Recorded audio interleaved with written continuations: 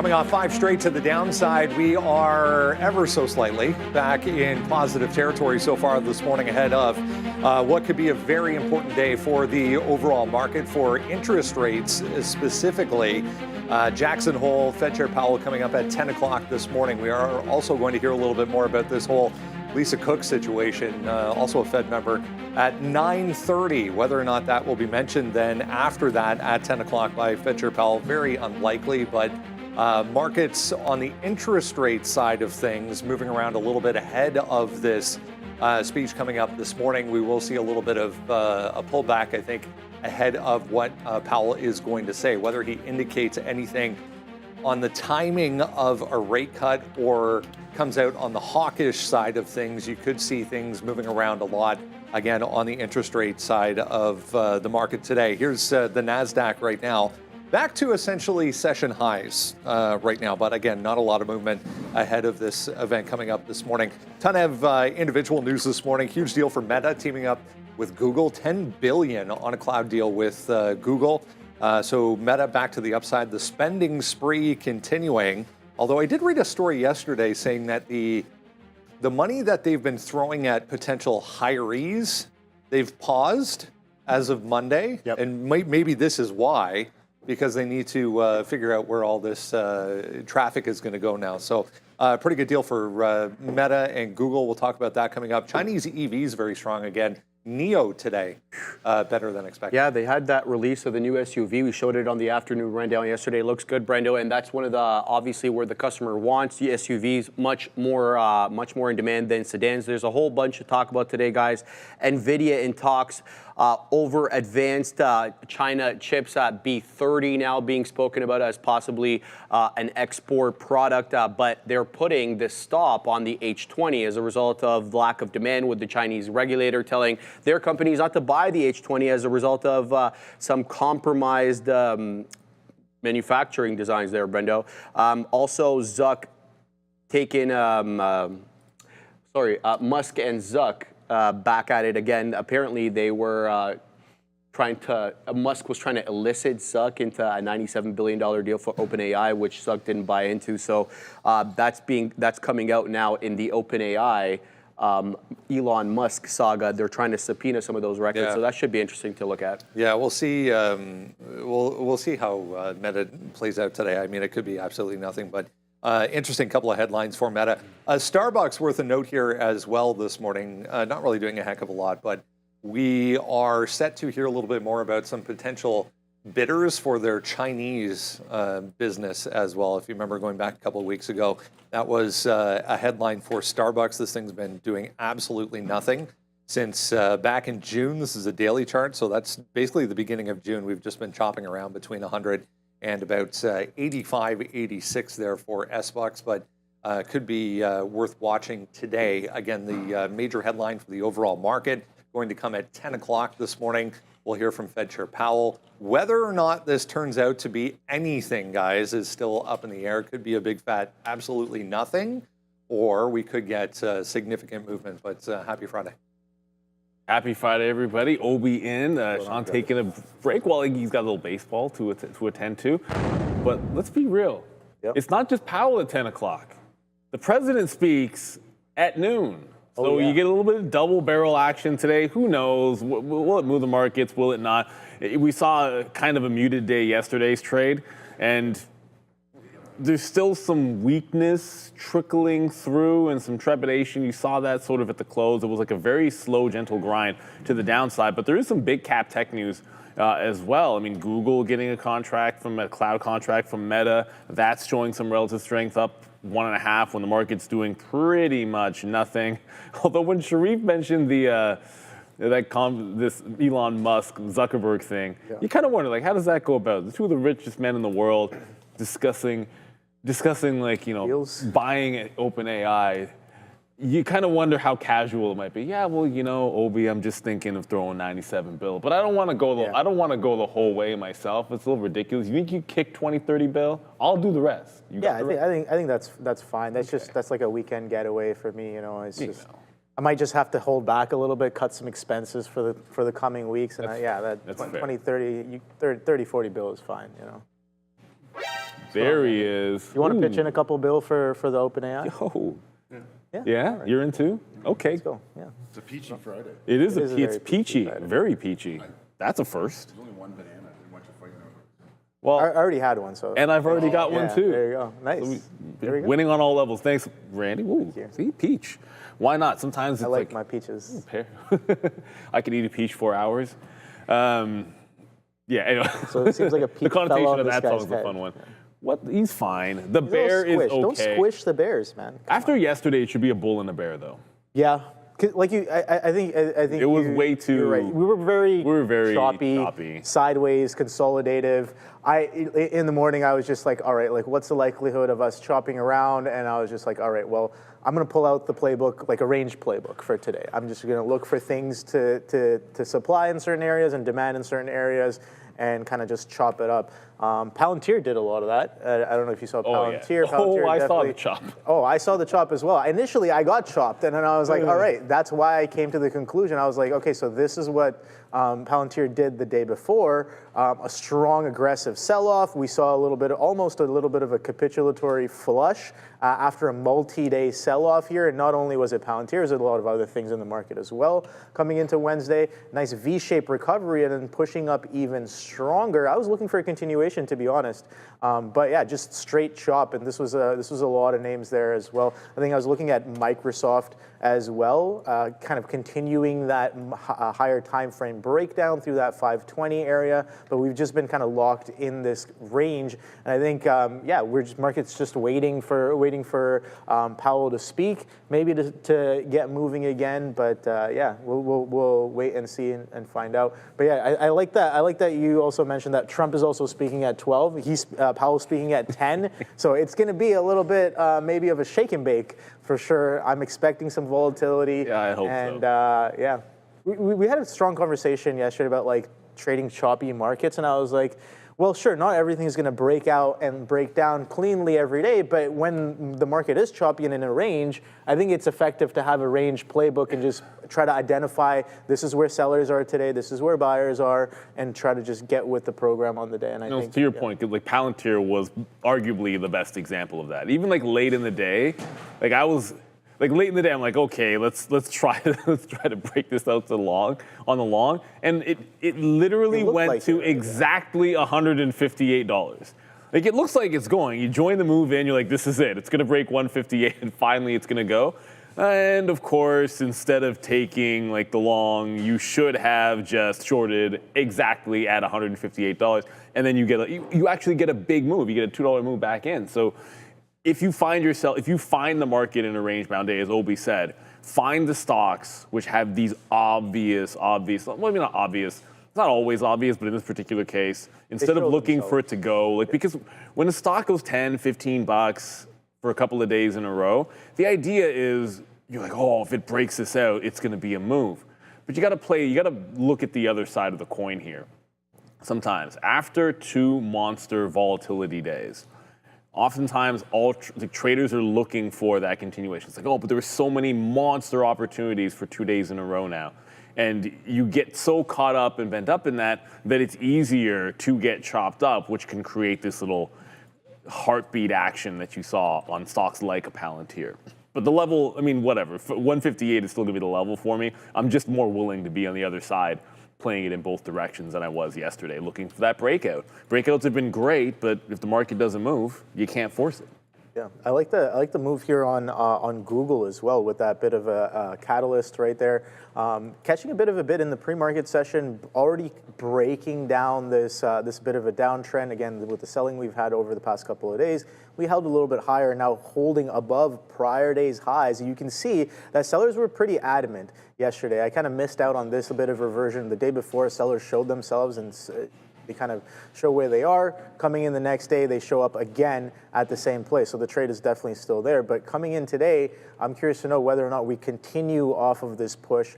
We know that bigger picture just I think it was a few days ago, just a couple weeks ago right here. You can see that we broke out of that 198, and that was a huge kind of a shelf breakout, flat top breakout if you want to call it, and every little ping that we've gotten back down into that level, that resistance has now turned into support. So will this catalyst be the kind of push that we need, along with maybe we get some Jackson Hole tailwind as well, and goggles could be looking a little bit brighter to the upside, I think.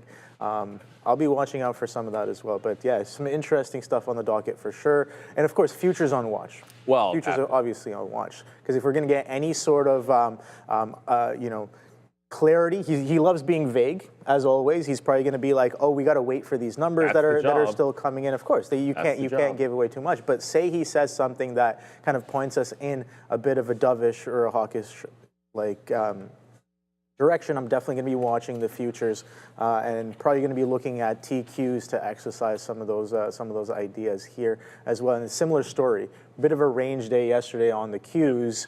I think we can keep it simple and be like, all right, what do we do with that prior day's range? How do we react to the initial kind of speech? And after he steps off, we know sometimes we get some moves as well. But watch those key levels, because they can give you reasons to maybe fade. Because you'll probably get bigger moves in individual stocks sometimes. And if you're in an individual stock, look at that support and resistance on the Qs. We're still sitting. We're going to go back up to the desk. I know we have Michael coming through, but we're still sitting 71%.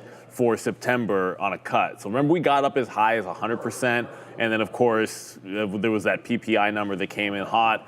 We backed off to the mid 80s, and now we're sitting in front of Jackson Hole at 71%. So the market's still pretty keen to get that quarter point cut for the next meeting. I'm guessing this number will probably move around a little bit. Keep an eye on the bond market as well. That 10-year can fly around when Powell is talking. But let's get back to the desk. I know we have Michael this morning. Yeah, Friday morning. Let's bring in Michael Noss, get a look at a couple of things that are happening over in China, Mr. Noss. Happy Friday. It's been a busy week all over the place. We were just touching on the simple fact that both major EVs, XPeng, NIO, 5% to the upside here. It's been a pretty positive week right across the board as far as some of these ADRs are concerned. What are you seeing technically? Yeah, and this has been really interesting. So I've been boring you guys with COT data for a long time, basically saying large institutions are overly long big cap tech, and they are massively short small cap. And we're starting to see that reversion now, right? If you noticed the last couple of days, it's been the big cap tech that's gotten hammered a bit. And then we've had this great catch-up trade in some of the small caps. So that makes me start to think, well, where else aren't they selling? Because this feels like a little bit of a forced liquidation when you look at things like Palantir and some of these bigger names. So the names that aren't moving at all are very interesting to me as well, because it means they're not part of this kind of unwind that's happening in the market. And the first chart I have here is FXI, which, if you look in at the last couple of days, has done not really a lot at all in any way. So that, to me, is positive in this market, because if you're either small caps that are ripping or your large caps that are selling off, that to me, I feel like we're going to hear in the headlines in the next little bit that some hedge fund blew up, and that's why we're getting this unwind. So the stuff that isn't moving, again, feels like it's just not part of that at all. So that's really interesting to me. And we also have this China deal that I know has been kind of the will they, won't they in negotiations for a long time. So all of that being said, the fact that we are just butting our heads up against this 38.50 over and over and over again makes it maybe interesting that if we can get above that, it's time for another leg. If people remember the beginning of this year and some of last year, we've had these amazing moves off this low in China. So big rounded base kind of looks like a smiley face to me. So if we can get above that, that's interesting. Zooming in here, we have KWEB, and I'm using line charts for a lot of these because they gap a lot. So whereas FXI is kind of like the Chinese Dow, I guess you could say, it's the largest the big names. It can have industrials, it can have all of that. KWEB is more of your internet type name, so this would more be the Qs, I guess, of China. And this is looking interesting as well, not as pronounced of this big rounded bottom, but has a huge level here at 37.50 that's been popping its head up over and over and over again, and you can see this upward trend line. For those who are worried about individual equity exposure in China, but you still want to play this breakout if we're going to get it, I've actually just found out yesterday there's a CWEB. So instead of KWEB, you do CWEB, and that is 2 times leveraged KWEB. Now, 2 times leverage China. There's going to be a lot of risks there. But the thing I like about these leverage ETFs is sometimes you can just apply way less capital to a trade. So you're less worried about if things go catastrophically wrong. But just know that that exists for you. Again, it's KWEB, which would be 2 times leverage this particular chart. And I like the look of that if we can get through this zone. But some of the names that are just interesting to me overall that look great on a charting point of view is the next chart is just BABA. For me, if you're going to look for the safe China play, I think BABA's got to be one of them. It had Charlie Munger, rest in peace. I know that was his last big trade, that he bought a lot of this name. And the fact that the CEO, I don't know if we remember that. If you're new to trading, the CEO just went missing for a while and the company held up fine. So it's dealt with a lot of really kind of scary China things that had been going on, and it's, stood the test of time. So this one's interesting. We're getting really, really tight. I've highlighted this 115-ish level that you can see was resistance before. We are flirting with that zone, but just a break of this triangle could be interesting. Also, I really like these low bases recently, stocks that have been just stopped going down. They're not in uptrends or anything, but they've just stopped going down. I've seen these bases resolve higher over and over again, so I like the look of that. The next one here is just PDD, so Pinduoduo. This is another one that's, again, one of the bigger caps, going to be part of that FXI, but I feel more confident with this than maybe some of the smaller cap China names because, again, it's been holding up strong. It's been through a huge move one way or the other. You can see this chart in 2022 went all the way down to $27 from $220, and now it's back to like $125, and it has this nice tightening pattern that it looks like it's trying to break out of here. So this one I like if it can get and hold above this trend line.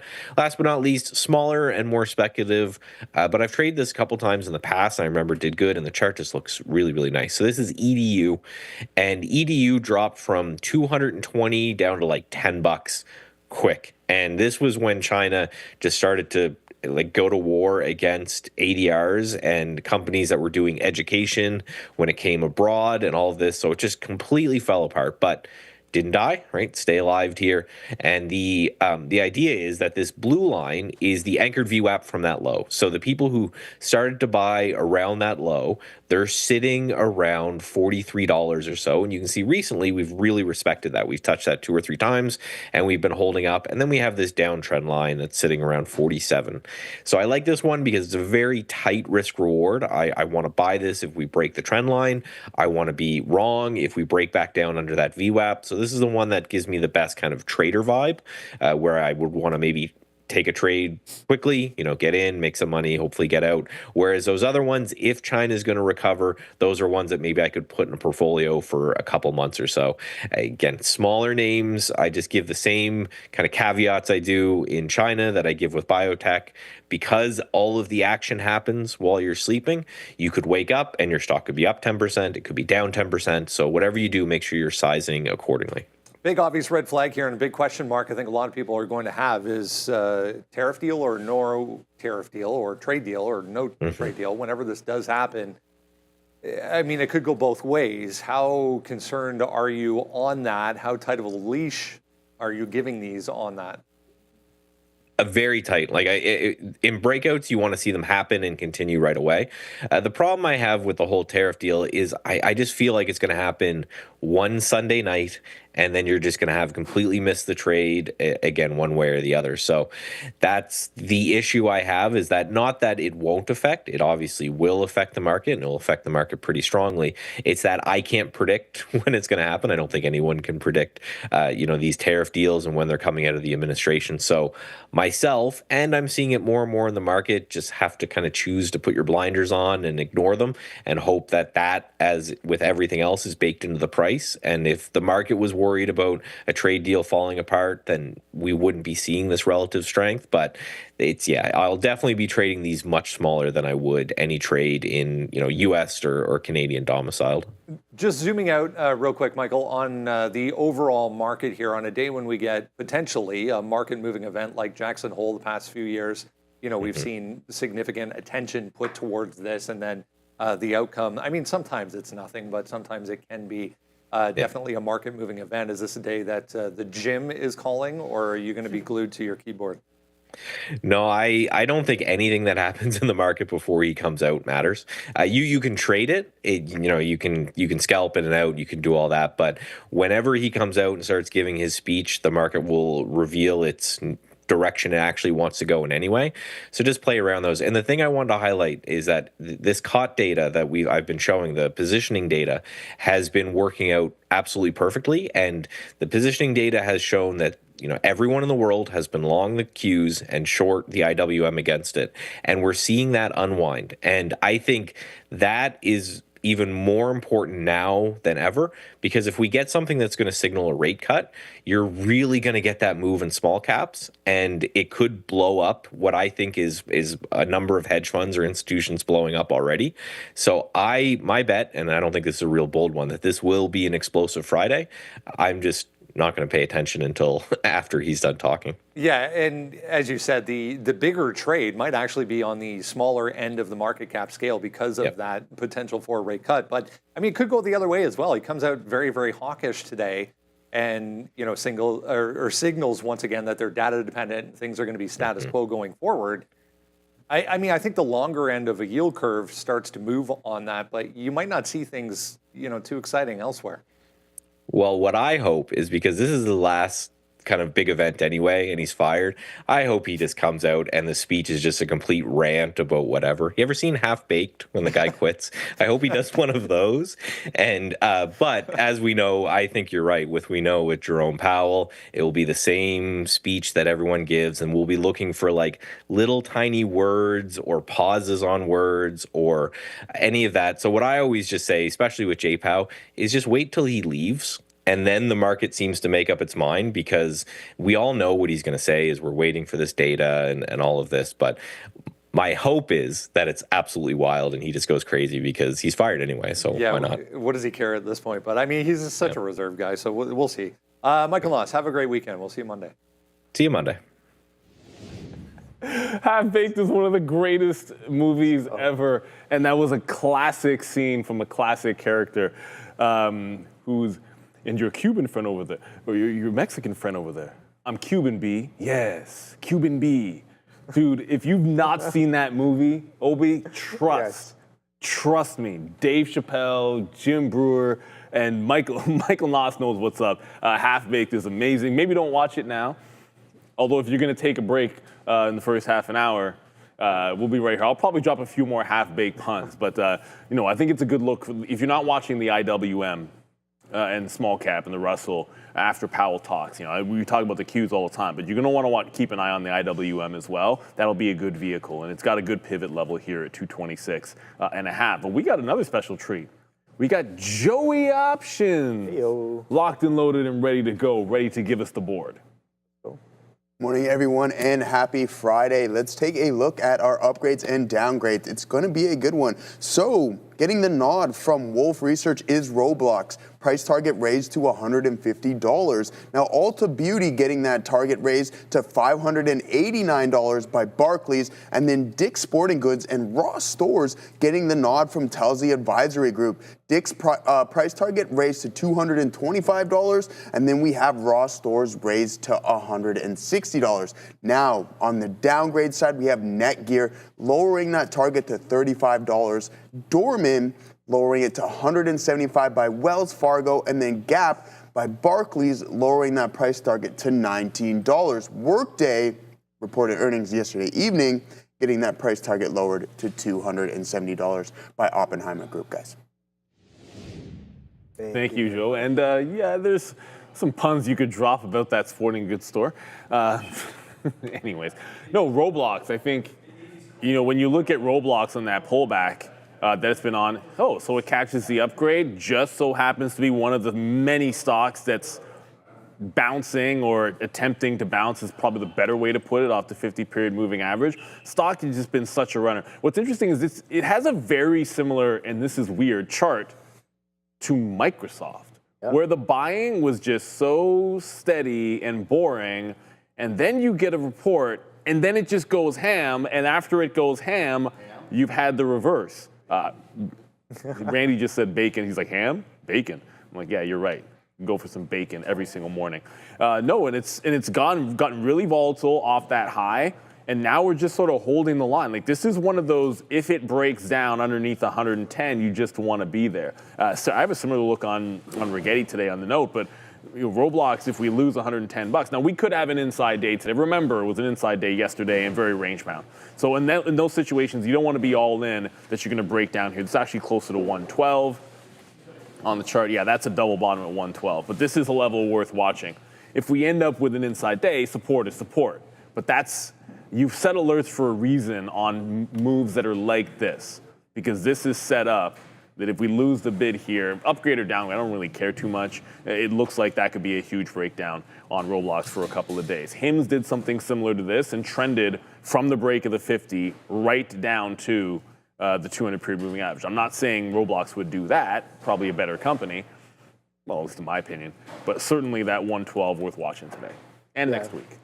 I like that look on Roblox too, higher time frame, kind of trend break happening there. But Workday coming in with a little bit of a downgrade on earnings day. I like that. It's already gapping down on the earnings report right there. So yeah, double beat, but I guess guidance maybe. It didn't really look at the guidance, but I guess the guidance not really as expected, and the market not really taking it too well, with a bit of a gap down that's sustaining in the pre-market session right now with relatively lower highs off of this bounce into the 220s right here. So yeah, a bit of a downgrade. Let's see if that can give us some more tailwind to the downside right here. I got reference lows at 211.81s here on Workday. Bigger time frame as well. We've been selling off, so that's something to remember. It's been in a bit of a downtrend, much bigger picture. I guess, wow, look at that. Since 2024, we've technically still been making some lower highs into what seems to be support in and around this 200, 205 level. We're just shy of that here on this earnings report, Neil, trading at 215s. Can we get 10 points lower within the day?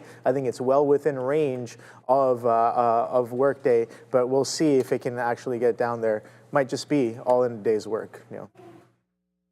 Get it, Obi. Around as far as what we need to know heading towards the open here this morning. Just be aware, just hearing Fed's Collins going to be coming up on Bloomberg here in a couple of minutes, heading towards 9:30. So we will get, again, more details potentially, but might not as well. The big one, though, coming up at 10 o'clock, we'll get Jerome Powell himself from Jackson Hole, Wyoming. We did a hot swap. Joe was here. Shreve had to step away for a few minutes. Yeah, that's fine. No, anytime, of course. And yes, 10 o'clock is going to be exciting for sure. And we've seen yesterday's session, Brendan, was a little choppy, and that's what usually happens before we have a big meeting in the FOMC. Yeah. What are your thoughts here as far as the market is concerned? Are you going to be looking at the overall market? Well, I want to hear what Jerome has to say, hawkish, dovish, and then maybe we can find a direction after that. Most definitely the volatility is going to step in as soon as he steps on that podium and starts speaking. But other than that, be patient, wait for and see what he has to say. But I think he's going to lean a little bit more hawkish here. I don't see why he wouldn't at this point. I mean, he's been standing pat as far as that is concerned for the entire year. Exactly. What's all of a sudden going to change that? You know, we did get some weaker than expected revisions on employment data going back the past couple of weeks. This entire symposium, the theme of this is the employment side of their dual mandate. A lot of people of late have been leaning towards this Fed specifically being more tied towards the inflation part of their dual mandate. So now they're going to do an entire weekend on employment, whether that... Exactly. And we've seen the uptick in jobless claims yesterday as well, too, which is very interesting. But, I mean, when he said higher for longer, maybe he's going to stick to his word this time. We shall see. Lots to anticipate coming up here in about an hour. Let's get right into everything we need to know as far as the watch list is concerned. If you haven't done so yet, make sure you jump down to the description in this video. Top link in the description will get you to the sign-up page. All you need is your email address. That's the address itself. If you haven't done so, just hit that link and then enter your email address. You get the watch list for absolutely free every single day. Let's talk about this Meta and Google thing to kick things off. I'll give that a refresh. Meta and Google, Meta specifically, going with Google on a 6-year, $10 billion cloud deal. surpassing all other options at this point. So the crazy spending here continuing. Well, that's exactly what I was just about to say. The CapEx is still heavy in the AI spend. So I'm really happy about this deal. And you know what, Google Cloud putting up some great numbers as well too on the previous report. So that's just going to only add fuel to this AI fire. Is it a Meta catalyst or is it a Google catalyst? Well, I think we have to look at it as Meta spending the money. Google is now receiving that. So at the end of the day, I think I like our chances with Google here. Charts say it's a Google thing. Yeah, exactly. More so than a Meta thing at this point. Meta is higher on the morning, but that's what Google looks like right now, guys, in the pre-market. Yeah, they're relatively strong, no question, Alphabet. But 10 billion over 6 years, right? So like 1 2/3 billion. When they do over $300 billion in revenue, it's not like it's a huge number, but realistically, Alphabet has been on a very good uptrend. There's no question about it. And we just had a pretty good day to hold on at $200 on Google. I don't know, like as Michael said, you really expect anything crazy to happen until Powell speaks at 10 o'clock, and then we have the president at noon as well. Like, is this really going to go absolutely ham? I think unless it's a smaller type name, I'd rather like have the breakouts be there. Like I'm looking for one on like SOFI, like the kind of thing that could just go and rip for like 10, 15 minutes, and then you worry about Powell when we get there. But as far as Alphabet goes, I'd be more inclined to see if we were to dip. There's some good dip levels here in Alphabet. Yesterday's like real high. There was a wick in there off the open, but like right around the 201.70 to 80. That was also a prior close, and then down at the 200 level. Like that's the level of patience I'd want. We had an inside day, so to speak. So looking for dips on something that's upward trending makes sense. And I believe it's a Google story more than it's a Meta story. No questions asked. Not even really looking at Meta today. Yeah, I think Meta is going to be probably a little bit muted if it does show up a little bit later. I might have some eyes on it, but Google definitely. I think I already had Google a little bit on watch yesterday as we stepped up a little higher. We did have that aggressive bid back through that 200, kind of just reiterating that, yeah, this resistance that we broke out of 198s, 197s, and some change might be turning into a bit of support. We saw those crazy flushes intraday on Wednesday, August 13th. No news, but a nice little ping all the way, trading just normally at 202s, pings all the way down to 197 and then rips right back up to 200s, and another one on Friday with a ping down into 201s, and then just getting, well, I don't know what you want to call it, just like balanced. There's an inefficiency that happens really quickly, and then just gets retraced really aggressively as well. So it's just kind of giving clues as to where certain types of participants might just be resting on the stock there as well. So I like that 200 hold, and technically we're breaking out a little bit more here as well. So this is what I want to show. This anchored VWAP is from earnings right here, that prior earnings report that came out on Wednesday the 23rd. We've reclaimed it and holding it as support as of this Wednesday and breaking the short-term downtrend that we've had with that consolidation holding up pretty well around that 200. So now we're getting a leg up in the pre-market. Can we get past and hold distinctly above prior day high is the next question that I'm asking. I'm also going to be looking at some of these pre-market levels here on Google as well. Solid deal with Meta, a large cap association trade. Usually I see these happening with smaller to mid caps, but a large cap to large cap association, that's going to be interesting as well. And Google definitely going to getting the better end of the deal here, I think. All right, more details, potentially anyways, more detail. I feel like we've been talking about this for weeks and weeks and weeks now, this NVDA angle going into China. If you remember earlier in the week, there was another attempt by NVIDIA to come up with a chip that is going to satisfy some of these restrictions so that they're able to actually sell something in China. We get more details on that today. Yeah, absolutely. I mean, it was off the table. Now it was somewhat back on the table, and now it looks like they're going to shut down production for the H20 as of now, right? Anything can change at that point. But for NVIDIA, it's been a phenomenal move from those April lows, up over 110%.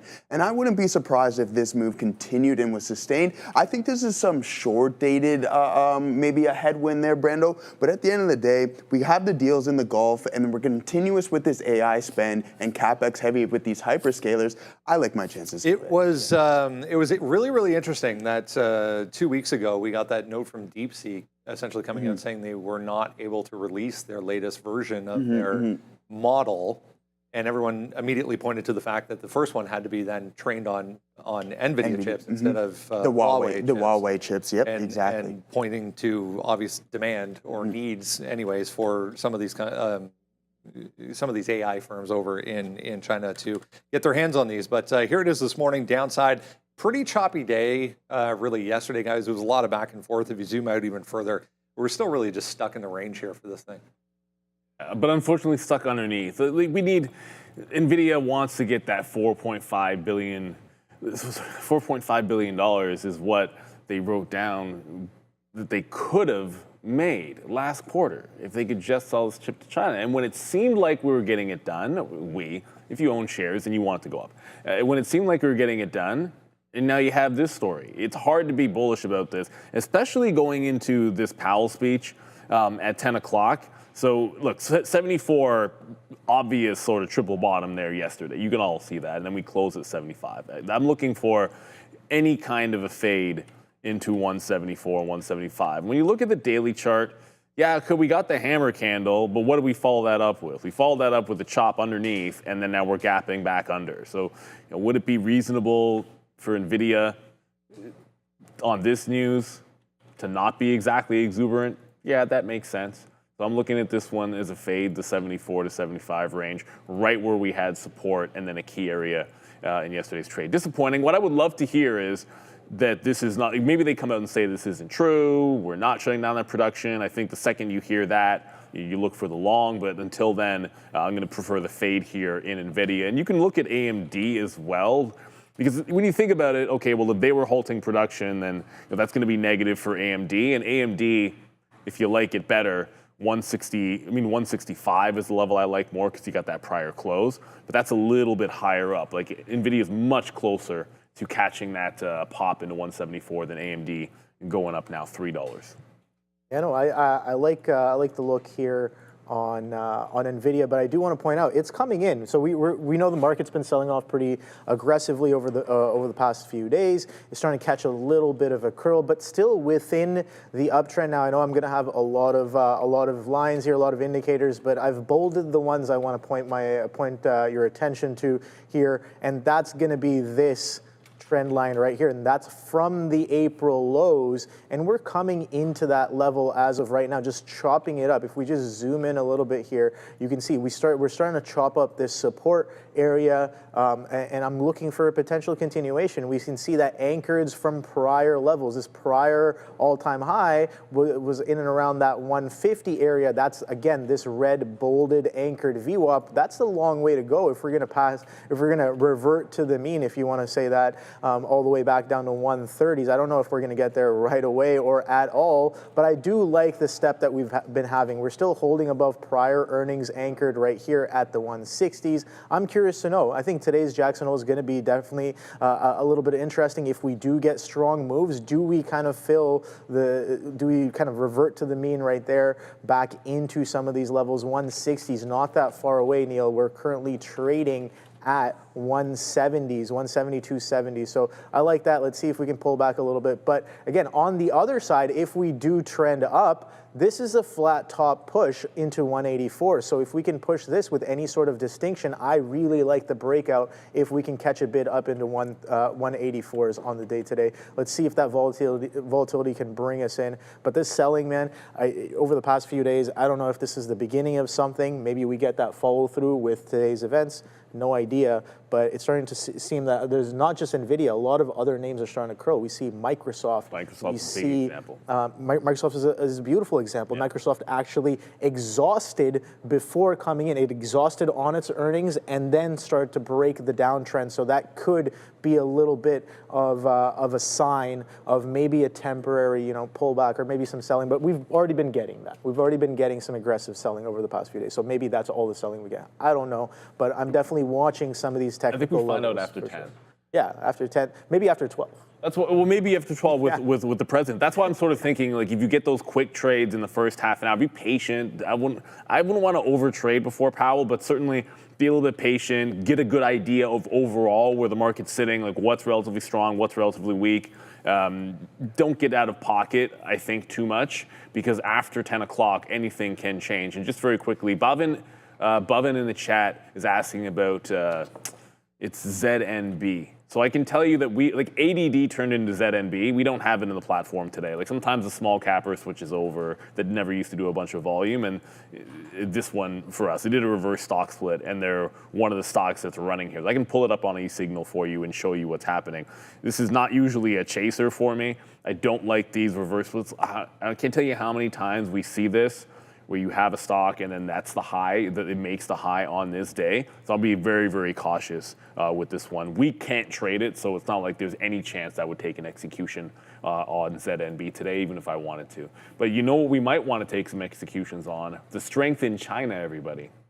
If anybody's watching the market right now, just be careful, I guess. Be a little bit cautious here. Boston Fed Chair Collins on Bloomberg right now.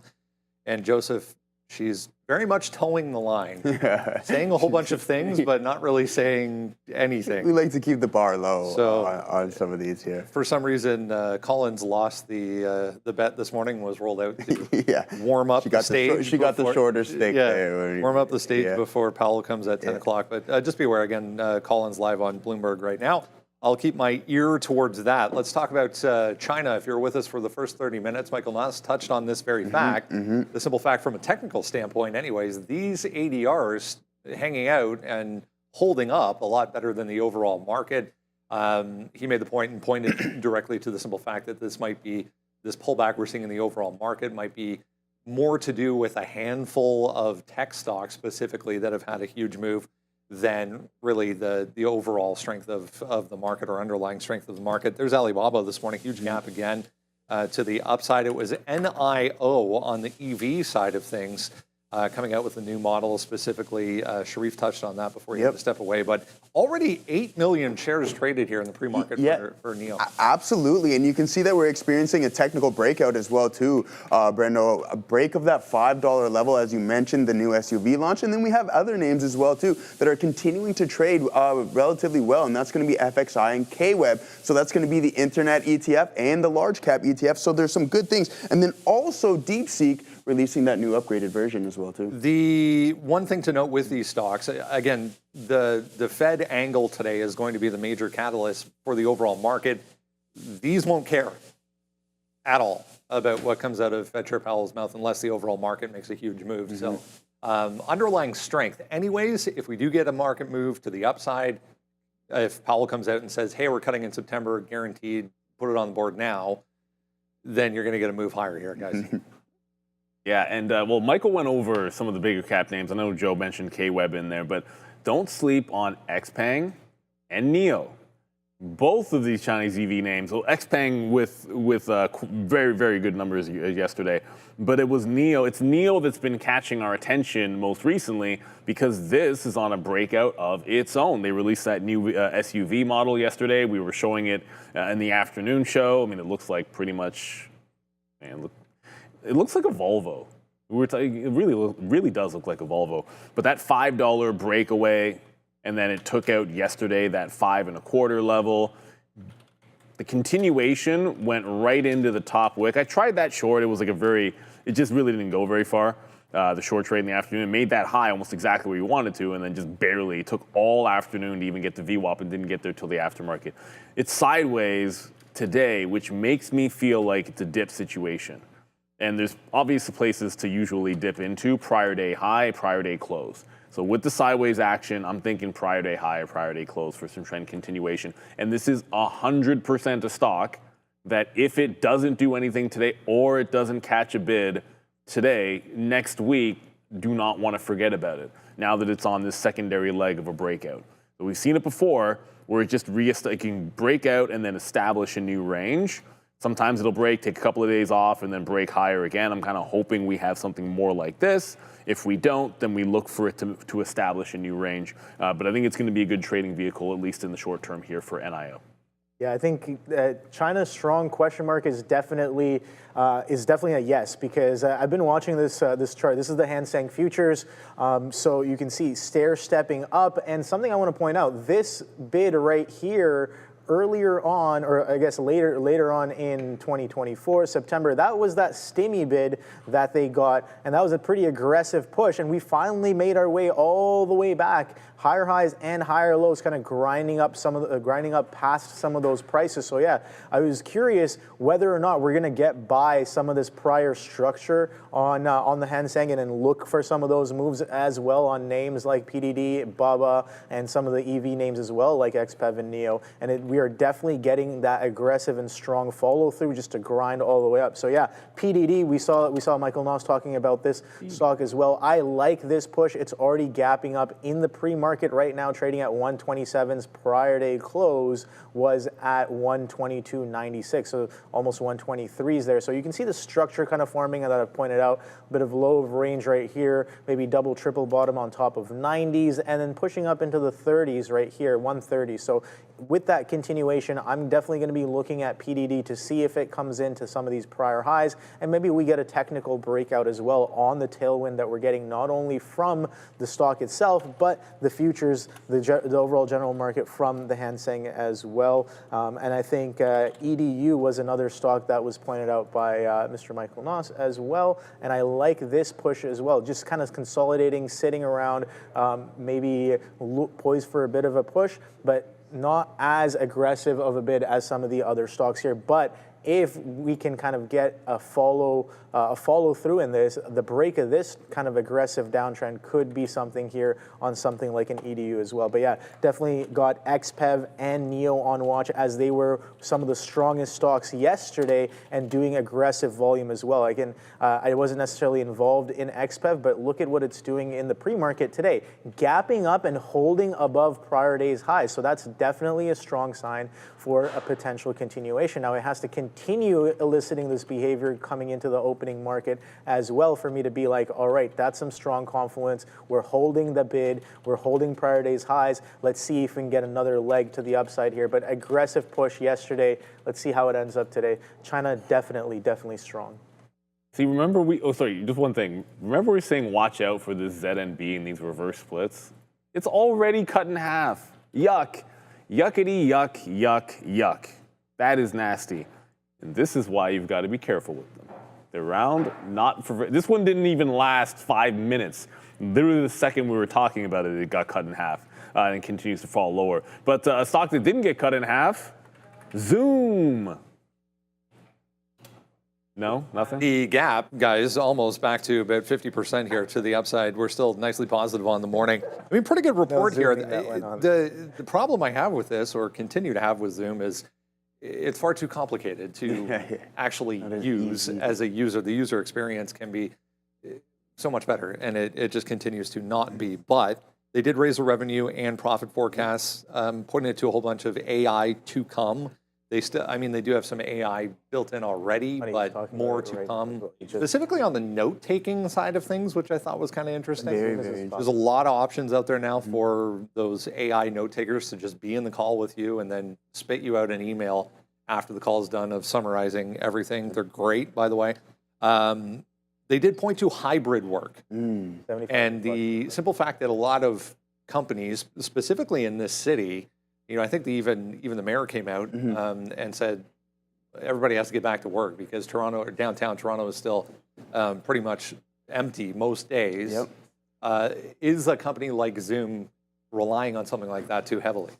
I think so, Breno. And as you mentioned, I know some people that have Mondays and Fridays off, so you still have that that hybrid work still in full place here. But at the end of the day, it's a double beat, right? And they raised their guidance. I like what we experienced there. But also, one thing that I want to note here, guys, is that it was 1 penny away from beating its expected move. So we know that Daniel Shea say, when you break that expected move to the top side, that look for a continuation throughout the next session. But we are getting a slight pullback here. But I'm really curious to see what happens here in Zoom, but I do like that point is, do we get more into that full workforce 5 days? Yeah, you nailed it.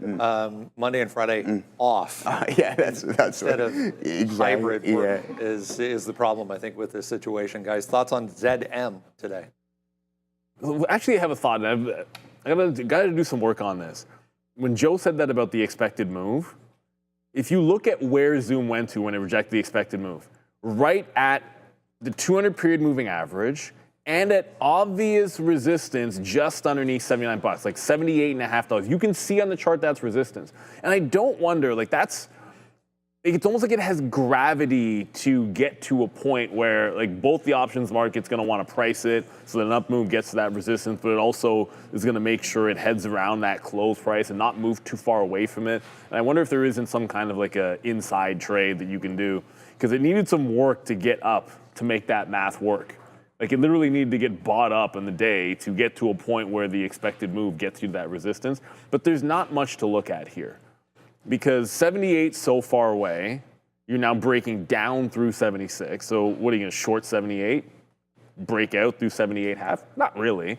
That's not in play. But the 50 period, if we're rejecting the 200 period and the 50 period sits here at 75, there was a lot of back and forth at that level. And then we broke away from that to the downside. Then you got a little more volatility. 75 is the place to look.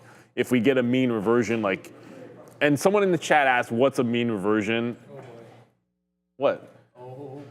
No, I just asked what a mean reversion. No, it was earlier on when you were talking about reverting to the mean. They're like, what does this mean that you're talking about? The mean is just like the average. That, yeah. But the stock doesn't have a traditional average. A lot of times at least when I'm using the term, if it goes down into 75 and then breaks a trend back up, the volume weighted average price is my mean. Like that's where I look to reflect the average price, or like the base of a stock, or where its home is, whatever you want to call it.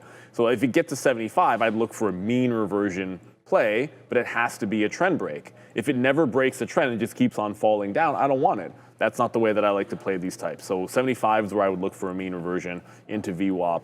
Nice little trend break action. If it just continues to flow down, then I don't want any part of it. I like those trend breaks, and 75 is where I want to look on Zoom. Yeah, all right, guys. So VinFast delivered over 35,800 EVs in Q2 of 2025, marking a 172% jump from last year. That brings their first half total to more than 72,000 EVs. That's up over 220% year over year. With stronger sales usually in the second half, they're on pace to easily double 2024's 97,000 units. They're also crushing it on two-wheelers with nearly 70,000 e-scooters and bikes sold in Q2, up 432% from a year ago.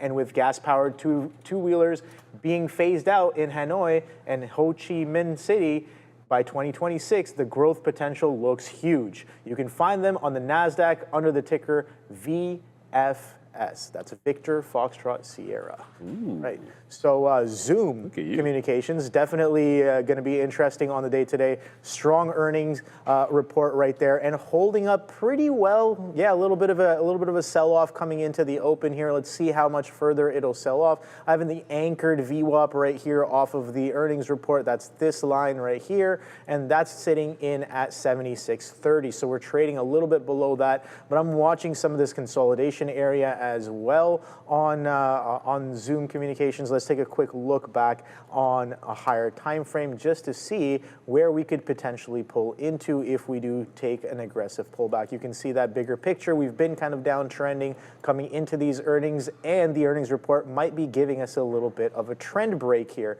So prior levels, 76 halves here from this week in July, and maybe some support from earlier 74s, 73. So let's call it a break. Let's call it an even 75. I like the 75 area as well as a bit of a psychological area. Let's see if it can hold up some of those levels. But this after hours kind of references this high 78 halves, some of these supports from 76s, and then ultimately this support from the earnings reaction down at 72 halves. Those are the levels that I'm watching here on Zoom Info. Let's see if it catches a little bit of a bid. It's a strong report breaking out of a downtrend on a higher time frame on the weekly. Let's see if that bid can actually step in on the day today with a good report. All right, Tesla to go here. A bit of a choppy day yesterday, kind of back and forth. We had a huge move down going back 2 days ago on that China headline that we had, but we are trying to get back above 320 once again and hold. $15,000 increase, meanwhile, to the Cyber Beast variant of the Cyber Truck. Joseph, you and I were just discussing the simple fact that if a company has too many or too much inventory of something, the logical thing to do is raise the price, right? Absolutely. It makes complete sense, Brendo. So at the end of the day, I mean, the luxury package on the Cyber Beast, very interesting. But let's not beat around the bush. Where is the Model 2? And I think that's what a lot of individuals are looking for, especially investors as well, too. But with Tesla, we've been trading within this $60 range for some time. So I think we need some positive tailwinds in order for this thing to break out and get going. We do see, just around this city anyways, I mean, we do see more and more of these things. They are. They're getting floating extremely around. more popular, Yeah, absolutely. but I mean, Shreve was mentioning just a couple of days ago that they're still sitting around in lots by the masses. So it's a challenge. Raise the price. Yeah, raise the price. Raise the price. Thoughts, guys? Tesla, I mean, it didn't really do much yesterday. Oh, it couldn't break 25. Like 27 was the big breakdown level on Tesla. We have 5 minutes to go here. 27 in the 200 period moving average was the big breakdown trade 2 days ago, and then 25 just held. Inside day all the way, 320 to 325. On that assumption, I still like 27. If you're not above that flat bottom that broke down, then I still want to play the fade on Tesla. So I'm not really changing my tone in that regard. Want to stick to sort of jumping in and fading. But if we have a 25 start to hold up, they get double tapped it. It's kind of like Palantir. You know, if it's not going to go, as Obi said, just trade inside of the range. And if I'm starting to favor the short again, then that means I have to break down into 25. Just one name that we're not going to talk about. Well, 2 names that haven't been discussed before I throw back to Obi here. Bullish was very bullish yesterday. Pun absolutely, unequivocally intended in that particular case. But $71.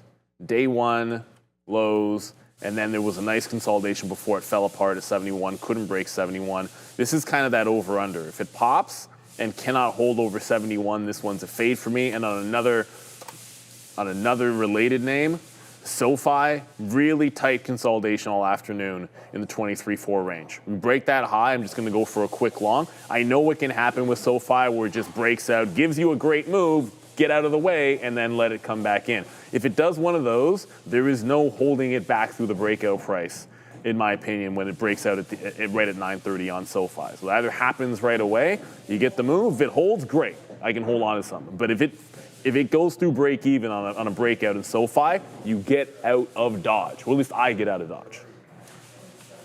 I like the buildup that we're having here on the higher time frame on Tesla, Neil. So yeah, the Cyber Beast, the action, pretty nimble, I would say, pretty timid. Nothing very beast about the action over the past few months here. We're kind of consolidating and kind of, you saw the flag that Neil had on his chart, so a bit of a failure to follow through the 350 as of right now. I'm looking for a distinct push through that 350. Every time we push into that 350, we get sold off, but take a look at the other side of the move as well. Higher lows, pretty aggressive push, and really a winding up and compression of price in and around this 325 area. So I'm curious to know, I'm just looking at those ranges and looking at the flag, if you want to call it, looking at the price compression and the edges of the price compression, and see if that actually releases and kind of goes aggressive in one way or the other. But that 350 is going to be pretty impressive if it comes in with any sort of distinction. But you can see this bit of a downtrend that we've been having for the past couple of days. I'd like to see that kind of push and break. This day low or week low, if you want to call it, 314.60s. I like that as well because that's where the bid came in after an aggressive sell. So I'm curious to know, are buyers going to step up and defend that 315 once again here on the day? We're not that far away, but coming into the end of the week, bit of a range yesterday, and I think I'm going to keep it simple and similar to Palantir with this one. Can we distinctly break this range on the day today and hold above or below to give us some direction, and then maybe potentially some trade opportunities as well on Tesla, Neil? So that's the look on Tesla.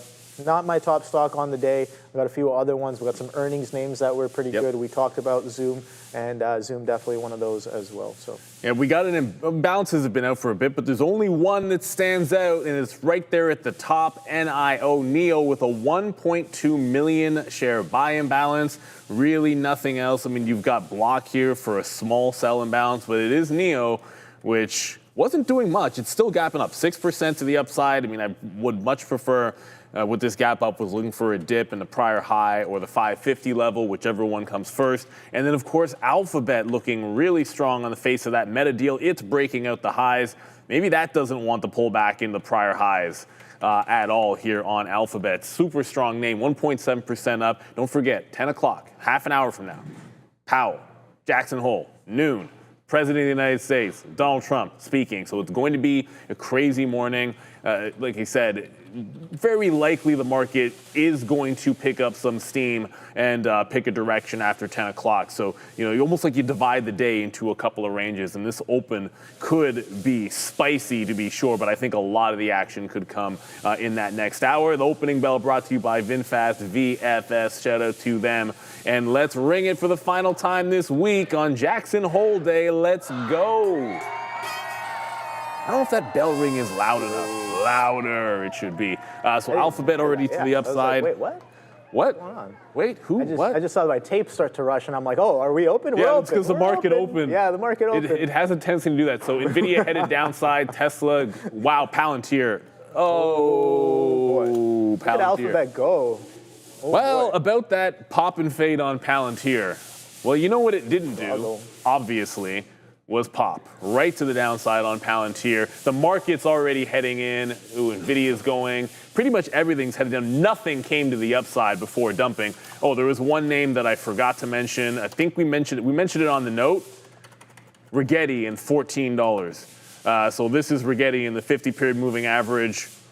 It just bounced once off the 14 level. If this takes it out again, like I said, if it holds the open range, I would go long because that's support. But if we can't hold on to 14, this one's a dump. So initial move to the downside, the Nasdaq just went red. And most of everything is tanking already, Obi. City, yeah. So that Google, oh boy, oh my God. I missed that 203 quarters. I was looking at that 204 push on Google. We pushed into 204s pretty aggressively there. I don't know why it's not showing up here. Let me pull that chart up so you guys can see, as well as the book.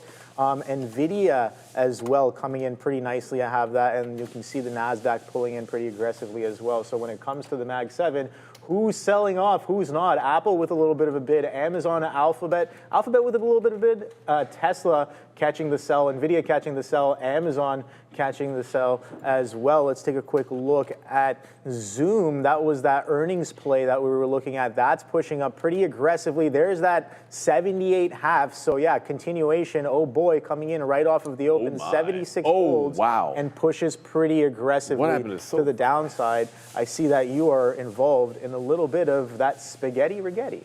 Well, it's looking a little bit limp, that spaghetti.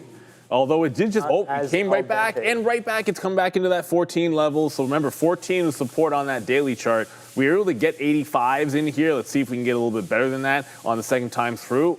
I did say I want to play this in both directions. If it holds the opening range above 14, I'm supposed to be long. Let's see where this candle closes on the 3, which will happen in about 30 seconds or so. If it's above, I got to be looking reverse. SOFI was a disaster at the open. I've canceled my breakout bid. It's only going to the downside. Pretty much everything fell in there, so it was quick in and out on Rigetti. But it still hasn't closed that 3-minute bar. So I might jump back in. Just want to see where this bar is going to end up closing on RGTI. It's got to be applied in both directions. We'll open up with a flat trade there. Made as much as we lost in the exits in both directions. But this is a big, big level here on Rigetti, that 14. So I'll let that candle close, and then we can make a decision. NVIDIA, I still have my order. Look, I like the short in front of 174. Looks like it did a little bit of a liquidity grab potentially here through the bottoms, Obi. Yeah. And we're just kind of going, now we're catching a bit of a bid. So I think a little bit of strength coming into NVIDIA now. Feels like we were just lit grabbing that bottom. Yeah, I'm not really getting an effective read on anything right now. The only read that I did get, and I missed the punch on it, was that Google short through 203.25. 203.50s, I saw it coming in. I'm like, oh boy, are we going to push 204s? And nope, doesn't come in and flushes down a little bit. So we're holding in and around VWAP right now. Pre-market lows, the market's coming in as well. And the Google short is looking nice, but I definitely missed it. That's a point lower than where I liked it. So where is the next trade? I'm still continuing to watch Google. Again, day one catalyst, I guess you can call it. But we do have another catalyst coming up in less than 30 minutes now. So Powell's going to come up to the stadium, or to the podium, not the stadium. But we're all going to be glued to the screens. Well, it'll be like a stadium. And just watching. Yeah, exactly. So kind of like a stadium there. Let's see what he has in store for us today. But a little bit of shake and bake happening here on NVIDIA as the bid comes right back in. Let's see if Google follows in suit as well. 202 halves currently trading, Neil, on the goggles with a little bit of a push back up. Let's see if we can reclaim some of those 203s. VWAP holding right now, 202.70s, 202.80s is VWAP right here. I know it's a little tough to see on the chart, but that little red line that you can see is coming up right into the 202.70. So we're churning a little bit of volume in and around here. I'm going to be patient. I did like my initial gut reaction was being like, all right, well, I did initially like the long, but looking at the tape and for it pulling back down through 203 halves, I really, really like the short. Let's see if it continues. I might be wrong, and I'm more than willing to be wrong. I'm actually potentially looking to go the other way if the market recovers a little bit nicely here. You can see the ES actually distinctly different from that of the Nasdaq, as tech maybe gets sold off a little bit more aggressively than the rest of these names as the ES pushes up a little bit higher here. You can see that NVIDIA is pushing back up to its highs. Let's see if we can pass through that 173. That was a bit of a shake and bake, Neil, all the way down to 171s and then pushing right back up into 172. So not really seeing anything else as of right now. Let me know what you guys are trading. I'm watching a bunch of different things. I'm watching some of these sectors as well. XLF seems like banks are running up as well. We saw XLV with an aggressive bid yesterday. A lot of health sector stocks catching a nice bid. We saw it on UNH for a majority of the day before that beautiful reversion came into the end of the day as well. And yeah, XLV had a beautiful reversion as well. I got XLE with a bit of a bid, and who else is this? Huh? Yeah, energy, and it seems like XLU as well. Some industrials maybe catching a little bit of a bid coming into the open as well. Oh boy, that Zoom is Zoom's absolutely flying. It's holding. It's holding that pre-market high. That 78 level. Let's see if it can get through it with any sort of distinction. Yeah. So we closed at least the first couple of candles. Rigetti held that 14 level, so it's holding that support at least for now. So we're initially short. Now we're back into the long side. If you can get up to 14.20 first out in front of the 14.2, and then we'll look for like the 14.3s as well. This was more of like it's an over/under. Took the shot at the short if it was breaking down, but the second it started to hold, got to work into the long. Respect VWAP, Neil. I'm just speaking to myself there. The volume weighted average price there. So we're short, but we said we'd go long if it held the open range at the 14 level. Liquidity grabs everywhere. The Nasdaq just lit grab down to its VWAP and heading higher. So, you know, if you like something to the long side, to me, you just jumped into it. But remember, 10 o'clock, everything can change in an absolute heartbeat, right? Depending on what version of Jerome Powell we get and what he decides to talk about. The tone that he decides to set, I think, is the most important thing. Tesla not doing much of anything. NVIDIA, I'm not going to waver from still liking the 174 short NVIDIA. AMD's much stronger anyways. When I was looking at the two of them, NVIDIA down 1% and just now getting to the one up into resistance. AMD is already breaking out, so this one looks much, much stronger and the one that you want to go over to. Tesla, Tesla's going to break that 325. Oh boy, so I kind of like this a little bit for a push back into VWAP right here. Oh, Alphabet. So let's see if it can kind of follow through. That's what I'm looking for. But if it's not going to do that, that's perfectly fine as well. But yeah, 202 halves holding right now. We got a strong push up into VWAP there with a bit of a, I guess, market bid. Yeah, there you go. Nasdaq going a little red to green on that push. So let's see if that can potentially bring it in here. Let's see if we can get to 203. Now, but just still chopping around, nothing too crazy. Bit of a VWAP reversion to start off there. I liked it a little bit lower at 202.20s, but I got in really, really late here as we push a little bit higher. So yeah, what's up, Adara? Is keep an eye here on Uber and Google. We have CNBC reporting that apparently Waymo, of course owned by Google, just got its first permit from the New York Department of Transportation to start testing its robotaxis in NYC. This is UBER actually pushing higher, but keep an eye on GOGL as well. Back to you.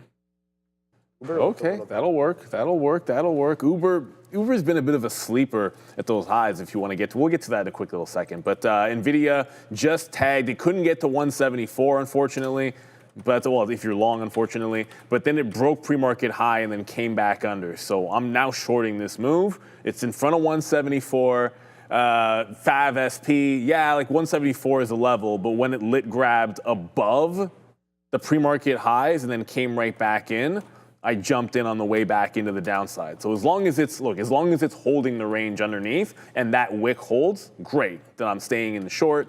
Even if I get stopped out of this short, I still wait for the 174. But when you show me that pattern, which is a reversal pattern, then I'm just gonna take the shot and we take another shot at the 174 if we get it. See if it can't get back into the volume weighted average price. Zoom is breaking out over there, Obi, if you are still interested in that name. Rigetti, I mean, it's holding 14. I might try to reload it with a little bit better of a price because I got 05s here. If I can get 1s, 2s, or 3s, I might be able to reload that. But I got to be concerned mostly about NVIDIA with this market trying to break it out. And one name that's not breaking, I'm going to leave it here on NVIDIA because there's my stop.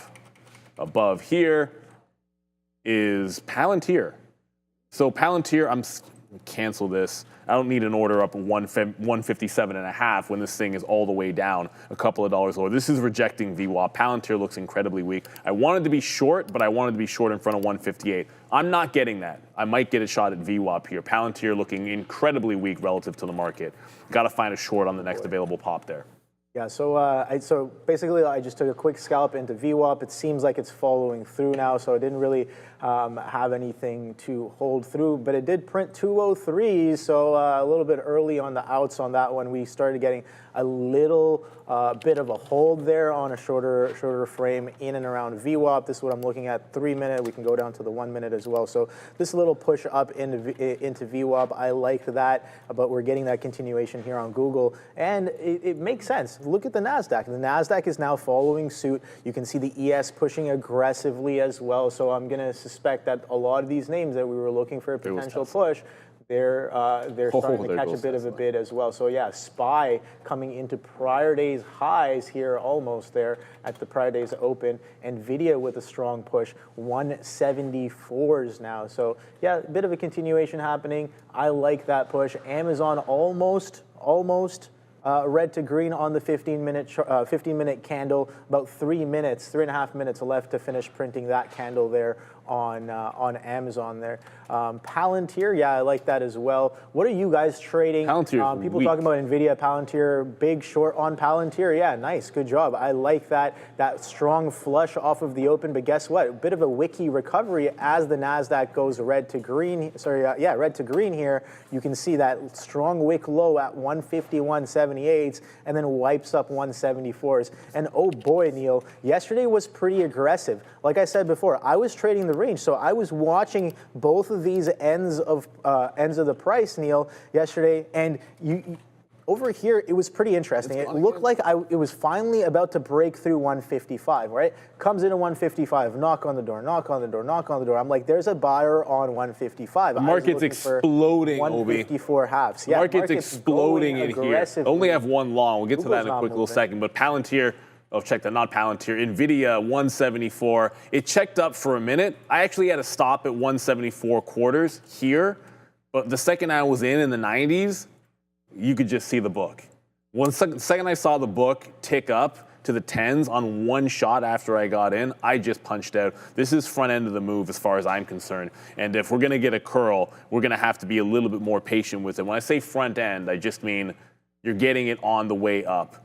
I still believe that with Jackson Hole, with Powell speaking at 10 o'clock, I'm very skeptical that we're going to have any kind of a monster sustained move. So I am looking for that reversion still. Palantir is still weak.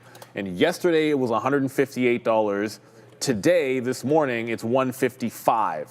It just cannot seem to, like, I've had this up for a while.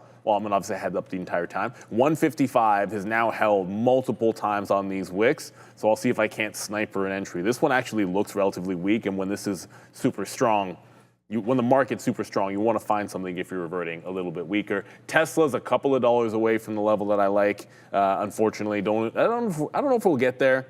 It feels like NVIDIA is going to show me something at that 74 again before Tesla can get another couple of dollars higher.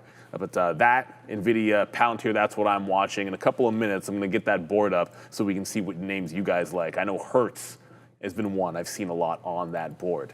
Never sleep on those squeeze names. Over 40% short float over there on Hertz. Yeah, no, Hertz is definitely one for the history books. I remember when they got that bankruptcy filing, and it only went up. That was very curious there as well, and that became a bit of a trade, right? That became a bit of. It became a thing where you take the long when you file bankruptcy because that's when shorts would be covering on that day. It's like because you got to think about it. People are sitting short this thing. That is the buy the news event. That's what they're waiting for. They're waiting for it being like, all right, well, these guys have a strong potential of going to zero. They're actually bankrupt. That's what we were waiting for. We're sitting on this short for the longest time. That's your confirmation. So it makes sense that a lot of these big boys start to catch a little bit of a cover on their position. So yeah, interesting stuff there.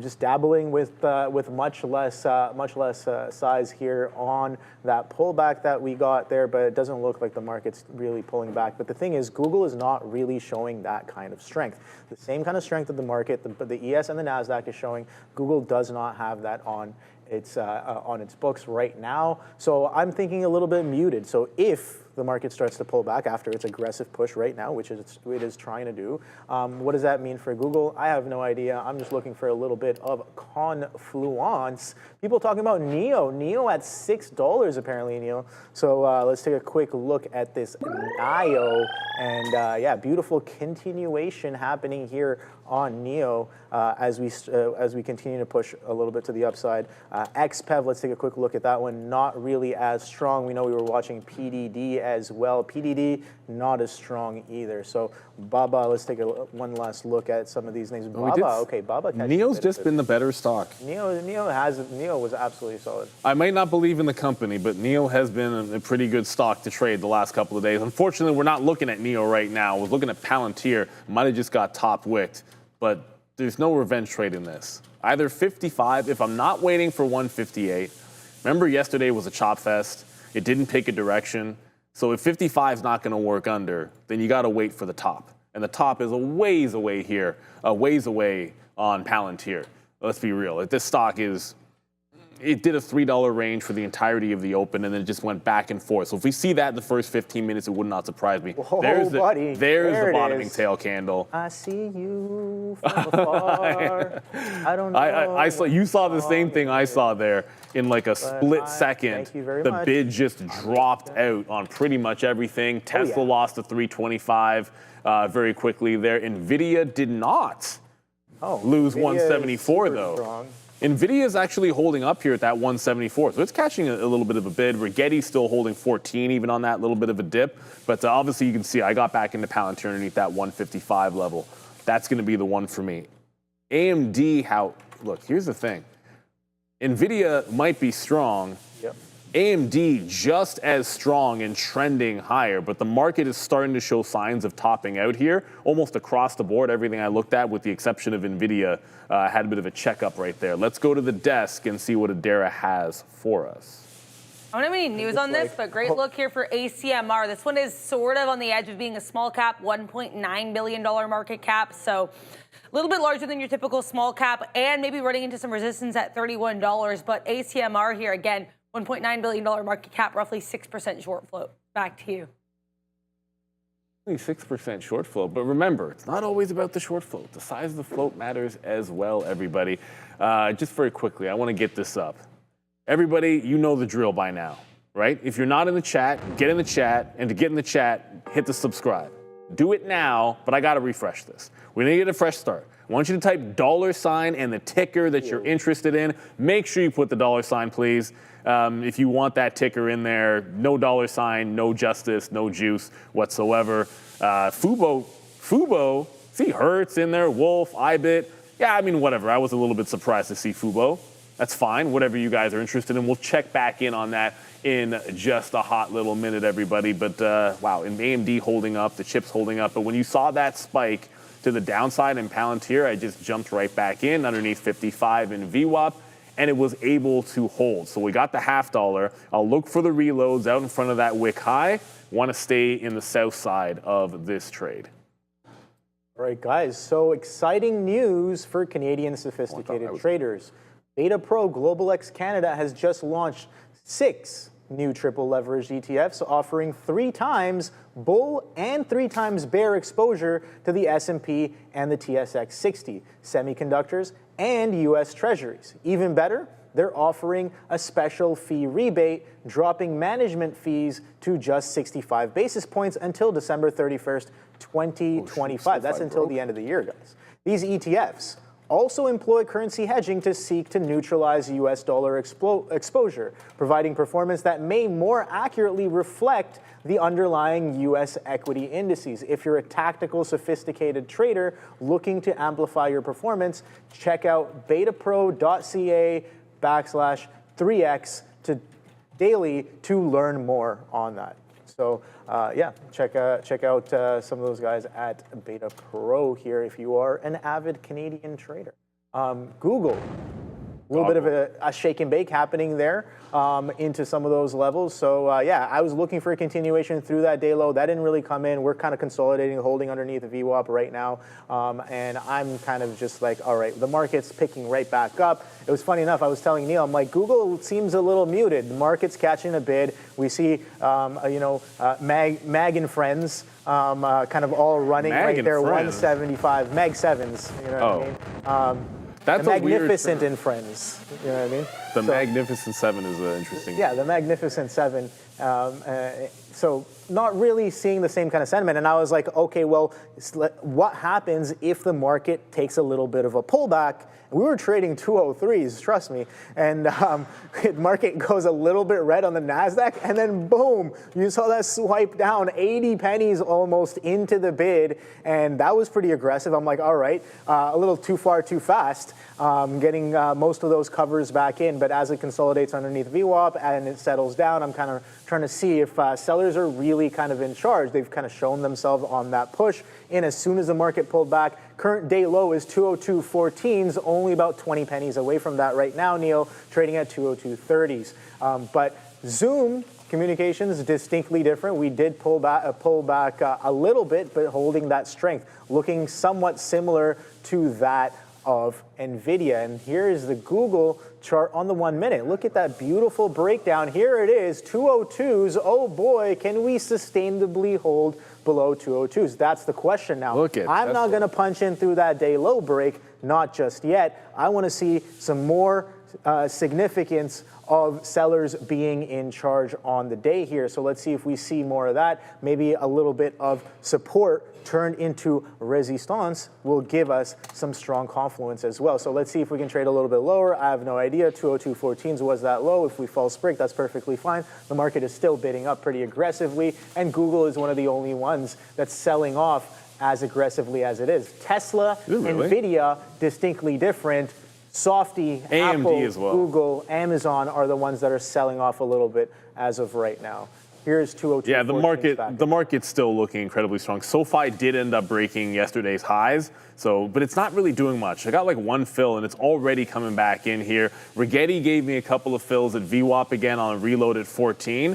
But overall, like this break is just not happening on SOFI. If it doesn't go right away, very, very tight stop. I said with SOFI, if it loses the top of a break, you do not want to get trapped. So that's the plan of action. Really only giving it about 10 cents or so as we're going back up to the desk with Adara. And then the top name on the list is one that I didn't expect. We'll discuss UNH when we get back.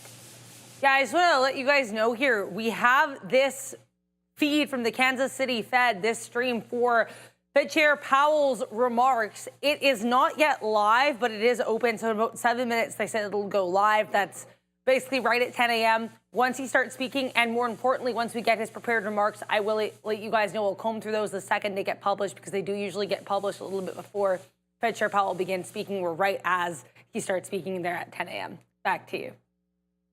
Yeah, and the number one name on this list so far is already UNH, up 2% today. I mean, the market's up. UNH strong again. Looks like the buy at 300 is still holding out for now, holding VWAP in here. 300 was just the level. It's not because it's a round number. 300 was just the level that it broke out from in the morning yesterday, and we closed the day before. Buffett's in at 12, so everybody says. And he'll be in the money in a couple of minutes if this thing holds on to the trend line to the upside. But I don't know if his price is 12. I don't know where it is, but that's the catalyst. You had You had Scion with Michael Burry. You had Berkshire Hathaway. I keep saying Warren Buffett, but it's Berkshire Hathaway now that I should say buying. And it finally held. So you've got a nice bull flag on the higher time frame and just stair-stepping up. Just remember, this is still very much inside of the range. Until you get to 15, you're not really breaking out anything. But this is crazy. Like, we're just dancing at the same levels here in Palantir. Like, it's just holding on to 150, 155. You cancel that bid. Holding on to this 155, but a couple of topping tail wicks. The way I see it is if this starts to break down in structure, we've got the right price. The question is, are we making the range lower from here, or is this just going to be the consolidation that breaks the high? So I was able to scalp some out. Just got to be able to scalp some out when you get it, because if you don't take any profit and it breaks the top, then you're just going to end up with a bigger loss, which makes no sense to me. Rigetti is the same thing, but I'm playing it the other way. Like, first we're short, then we worked into the long. And it's holding $14 and it's not breaking VWAP. So I want this one to break to the upside. Remember, 10 o'clock in 5 minutes, we're going to get Powell. And at noon, we get the president. So there's a lot that can happen here. I just want to position myself where if we break out of the range, I'm not fighting something. But if we hold, then I want to sit there and hold a winning position. Like, I want to be long Rigetti. And if we just continue to go higher, I can scalp some out. But I've got the long off for 14 level, and we're good to go. SOFI, don't know what to tell you. It broke the top, doesn't break the prior bar low, doesn't really go higher. My stop is right here. I'm not moving it, not doing anything with it at this point for sure. So let's be real. In a couple of minutes, we expect Powell. We'll see what he does for the markets. What's up? I should get like a wooden plank here sometimes. So I just need to A wooden plank? keep myself in the head for it a little bit there. You don't want to do that. What did I say? I said I want to see that support turn into resistance. Guess what Google does? Google does it perfectly, but I got some paper hands. Oh boy. You were short. Yeah, I was short. Am I still short? I don't think so. So here's the thing, Neil. I didn't know. Look at that 202.14s.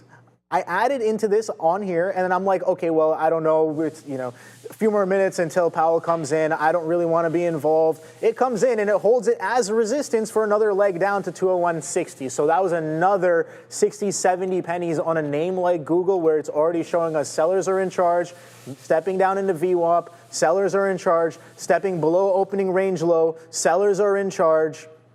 Markets are also turning around. Sellers are in charge. Are sellers in charge? All right, so what else do I really need to see happen? The structure, the price action, the tape is telling me everything that I need to know. And this is what we talk about. You can have the best ideas, but if you don't have the execution, it does not mean Jack Bupkis. Jack Bupkis. Yeah. That could be the name of someone. Here's our new host, Jack Bupkis. Jack Bupkis? Jack-ish? You could just say ish. You're allowed to say ish. Everyone knows what you mean when you say ish. But I can say whatever I want, Neil. You can say whatever you want. Well, there are certain things on YouTube. I like to say, oh boy. Straight up, I remember at one point getting sent a list, and I don't know if it's true or not, but it was like what you can and can't say on YouTube, and like it was ranked. It was like color codes, and certain things are more likely to get you demonetized than others. And it was some of it was intuitive. Like there were a couple of curse words, and I'm like, really, that's worse than that? And it was all like ranked, and I have no idea if it was authentic or not, and I wish I could find it again. Not that I would say any of it, because this is a family show. But it's not looking that good for the longs. Say fire truck.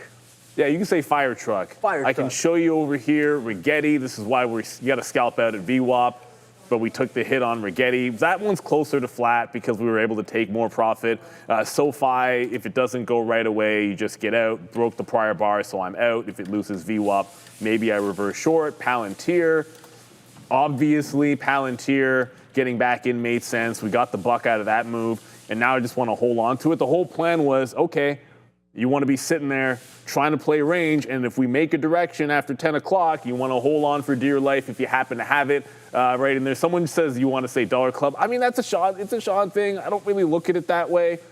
Like, I'm short at 155.11, and my stop was above 40, so I'm risking 30 cents.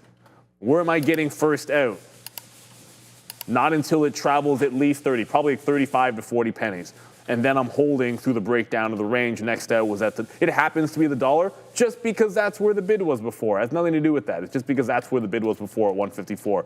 The low of the day is 153. I will gladly take that as Powell is about to hit the podium. And you know what we got to do when that happens, because it's 10 o'clock. Happening now with Adara.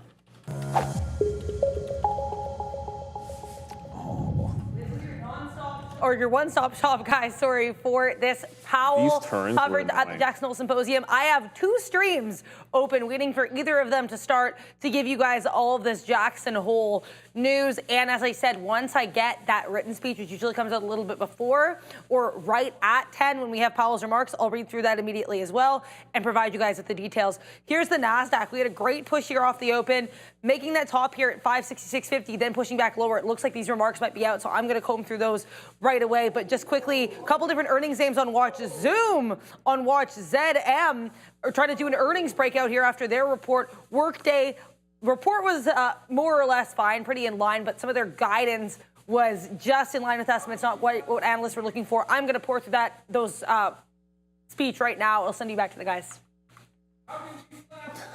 Did you see that? Boom! Straight to the upside. Here we go. Papa Powell in the house. Look, first of all, that is why you take profits before Powell. He just pumped the living. I can't even hear what's going on. Look, I haven't really heard anything in my ear, but what a move. Okay, so Tesla, $330. Palantir, $157. Take profit, have a stop. My goodness, I wanted to say something else, and thank goodness I did not, and still have not, but oh my good. Well, if you thought Big Papa Pump was coming in at 10 o'clock, then be here now. Wow-wah-wee-wah. So look, I just want to, we'll see. I haven't really heard, I've never been able to hear anything. It's going off in my ear. Adara's going to give us the goods from Powell, and the market likes it.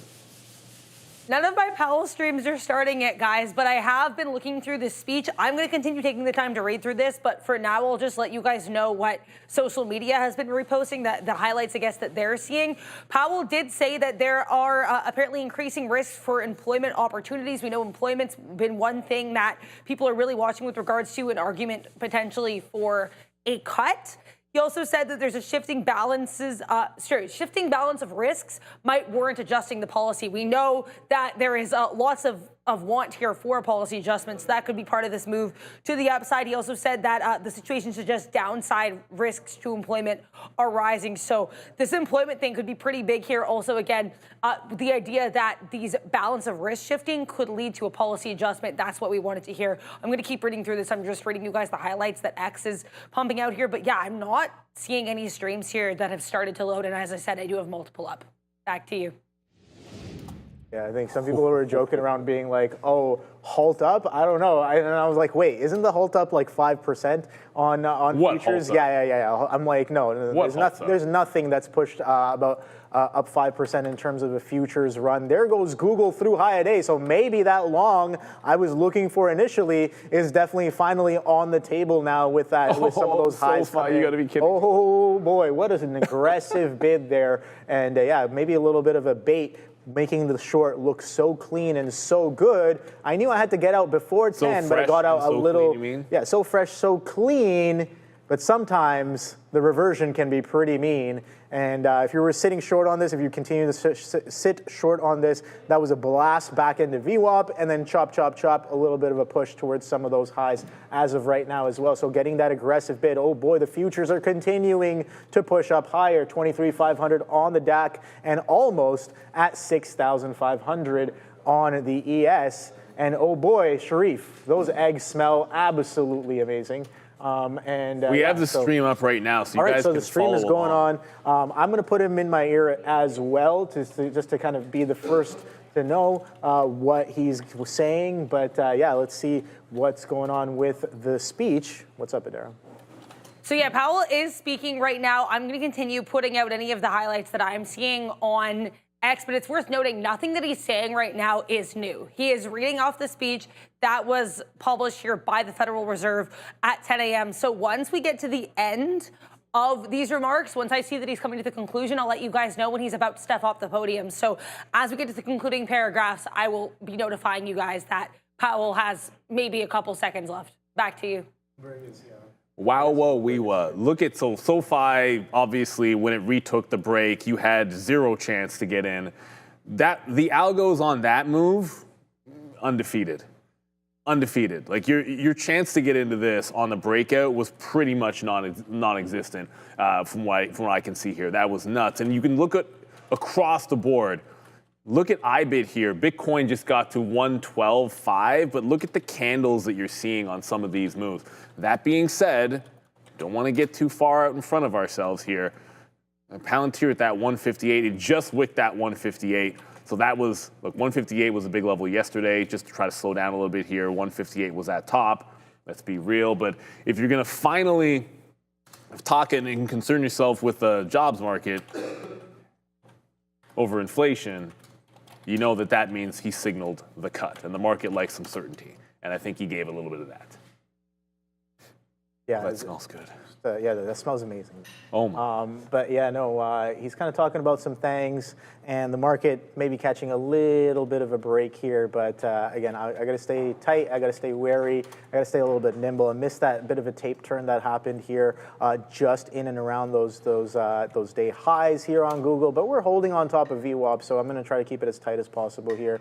Willing to lose a couple of times just to get a direction. He's still talking right now, so things can whip around and go crazy, and I understand that. I just want to be a little bit patient and stay light on my feet. Again, when things are very volatile, you don't need a lot to capture some of the moves and stay comfortable in terms of trying to capture some of the moves.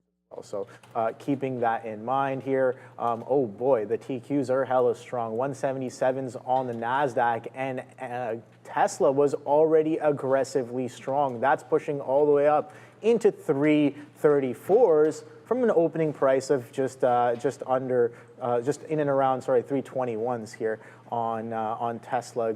Amazon as well pushing through its day high. Apple pushed through its day high, and Microsoft as well. We were talking about some of these stocks, they were selling off. Tesla and NVIDIA were probably the strongest ones. The rest of them have broken their day high. Guess who has not yet?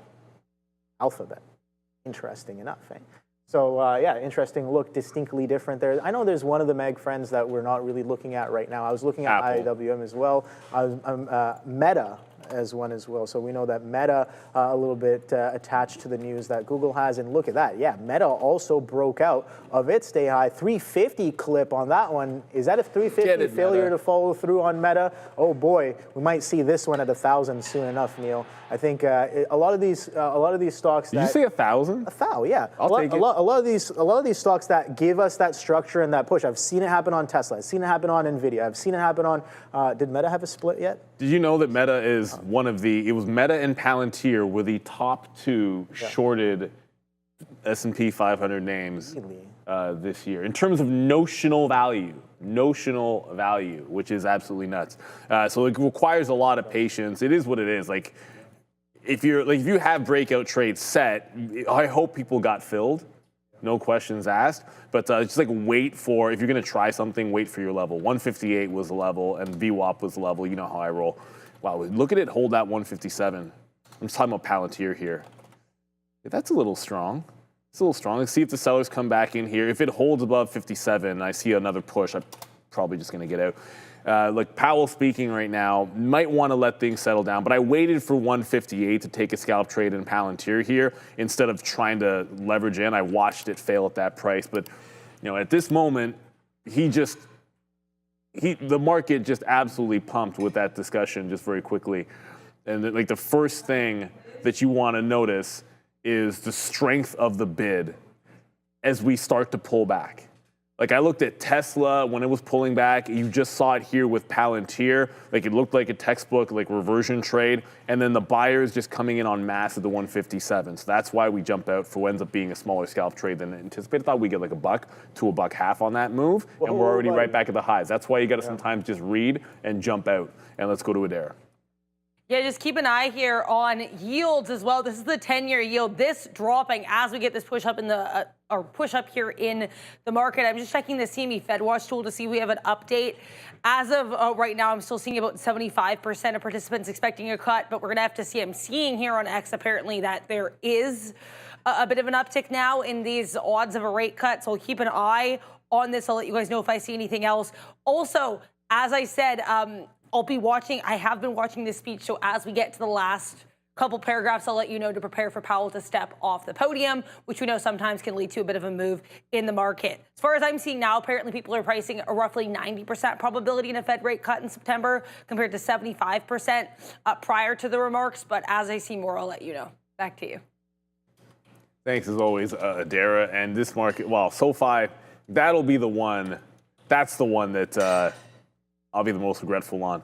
Like if it is what it is. If it could have if it didn't break early, I might have had a chance to be in this. And look at the hole on the VWAP. We go to a higher time frame just to remind everybody. If you haven't tracked SOFI here, the earnings top was 25. The local high on volume was 24.5. Which essentially we're at right now. Just a huge, huge move. And obviously, it's not going to be alone. I showed you guys IBIT. If SoFi is doing this, then Robinhood is doing that. No surprise whatsoever. But this is absolutely nuts, the level of bid here. I'm not chasing tops on Powell. I'm the way I want to treat this is on a Fed day. Like if it was 2 o'clock on a Fed rate day, would I ever be punching the highs after the initial spike? And the answer to that is always a no. So you need things to calm down in there. If I can find a scalp trade like we were able to on Palantir, fair enough. But outside of that, we just want to see what else comes out of his mouth, let the market calm down a little bit here. But so far, so good. Everyone holds longs, so you should be happy. Everyone's holding longs. And that cut, I'm going to check the tool in a minute, the rate tool in a minute as we go back to Adara. Yeah, I just want to let you guys know one of the biggest things that we were really seeing circulate once the prepared remarks were published was this line here that Powell actually just said out loud. With policy in restrictive territory, the baseline outlook and the shifting balance of risk may warrant adjusting our policy stance. I also want to mention, though, the comment that came after that, which basically says that monetary policy is not in a preset course and that FOMC members will still be making their decisions based on their assessment of the data. So he kind of opened the door here potentially for a rate cut while also saying that nothing is set in stone quite yet. We still have a good amount of the speech left. He's only on his second general argument here, which is the evaluation of the monetary policy framework. Back to you. Thank you, Adara. And it looks 75%. We barely budged. This will take some time. I suppose we'll update. It's only been 10 minutes. We'll update this in about half an hour. So I expect that number. X is saying 90% now. That's what I was going to say. So I think it's like just taking slow to update. Like I turned to Obi and I was like, we got to be at 90% on this move. Kind of but that website probably just takes a little bit of time in there. You've got it, like you said, you want to be a little bit patient. Like you're not even seeing, the only place I'm seeing the topping tail is not where I expected it. It's not over in Palantir, it's NVIDIA. Like that's crazy. CompuCare, where was the stop on Palantir? If you can never not figure out where my stop is, then I'm doing something wrong. I'm being genuine about that. Like if I enter a short here and you can't figure out that my stop is going to be either at 40 or 50, like then I'm not trading the way that I would trade, right? So like this actually gave me a good fill. I would have expected maybe you get worse slippage than this, but I got slipped by maybe 2 cents. You can double check. No, yeah, a couple cents, a couple pennies. So really the stops worked incredibly well there. But I think the bigger idea is you've got to be taking profit on the way down. And I get it. Sometimes you're like, you take profit too early. But That's what can happen when there's an event. Like, you know something's coming up at 10 o'clock. You want to make sure that your position, take most out, hold some for the dream, but make sure you take most out because the reversal and then all of it's going to be gone. Mark asks for thoughts on Coinbase. I mean, every chart is going to look incredibly bullish right now. So, as I said, I'm not chasing any moves. That looks for actually a 300 double bottom, kind of breaking a trend line. Overall, Coinbase looks really good on this double bottom. But what are you going to do? You're going to chase this move to the upside? I think if we're going to have continuation, I'd rather be buying. If you can buy a dip, that'll make a heck of a lot more sense. But you're not seeing much of anything. This is way to the upside there and absolutely nuts. I don't think a lot of people had Powell breaking everything out to the upside and actually taking a bit of a better tone. Better is the wrong word. Yeah, hawkish tone, dovish tone, I should say. I shouldn't say better. I shouldn't say better. Seems to be affecting the markets. We know, we used to call him the reversion man. I'm still waiting for the potential reversion of this move. But I don't think today's the day it's going to be here, Neil. I don't know. Maybe later on in the day, let's see what happens when he steps off. But that bid is holding and continuing to push even higher. We talked about that 6,500. That's coming in not too far away here on the ES. If it continues to push with this kind of aggression, then yeah, I think it's well within range. Let's see what's continuing to happen here with Adara. Powell's still talking here, but I want to talk about a different Fed's cook, because we know that Bill Pulte who was the individual who initially accused Lisa Cook, or Fed's cook here, of this mortgage fraud. He said he was going to be announcing, I guess, new receipts or evidence at 9:30 a.m. I just went through this evidence, and there is still the issue of we're not actually, so what he's doing here is he's essentially showing that a property was listed for rent on Zillow and that she did have a mortgage. But what's odd here is neither document actually shows which property is being discussed. So we're seeing that a property is listed for rent and we're seeing a series of mortgages, but what we're not seeing is which properties were correlated with either. So not a ton of new evidence here with regards to the mortgage fraud allegation against Fed's Lisa Cook. If I get more details, I'll let you know, but I just wanted to address that because that was one thing that happened this morning as well. Back to you. Yeah, and well, we knew there'd be comments on it. I think some people were like, oh, that's not going to get talked about, but it's unavoidable. But ultimately, more important is, wow, 160s now. We're absolutely flying. I'm talking about Palantir here. This is absolutely nuts. And let's be real. Crazy. Like Powell just, I can't remember the last time I've seen this for Jackson Hole, where you get this kind of a reaction. Flat out, I've been trading a long time. I don't think we've seen anything like this at all from Jerome Powell, or from any Fed chair for that matter. And just to go over some names here, like I said, I'm not chasing this move. I'm not going to chase the plan. But wow, Tesla's finally broken out. Almost. Okay, fine. Tesla at 335, up 5%. This is breaking out that wedge that had got put in, at least the last little bit. If you want to look at it, like, this has been a pretty good channel this has been stuck in. It's trying to break the top of the channel now. This is where, this is again why I just cannot bring myself to chase a move like this on a Friday. On a Friday, you're going to have a lot of people caught off sides, but there's probably going to be some booking happening. 340 would be about that resistance spot.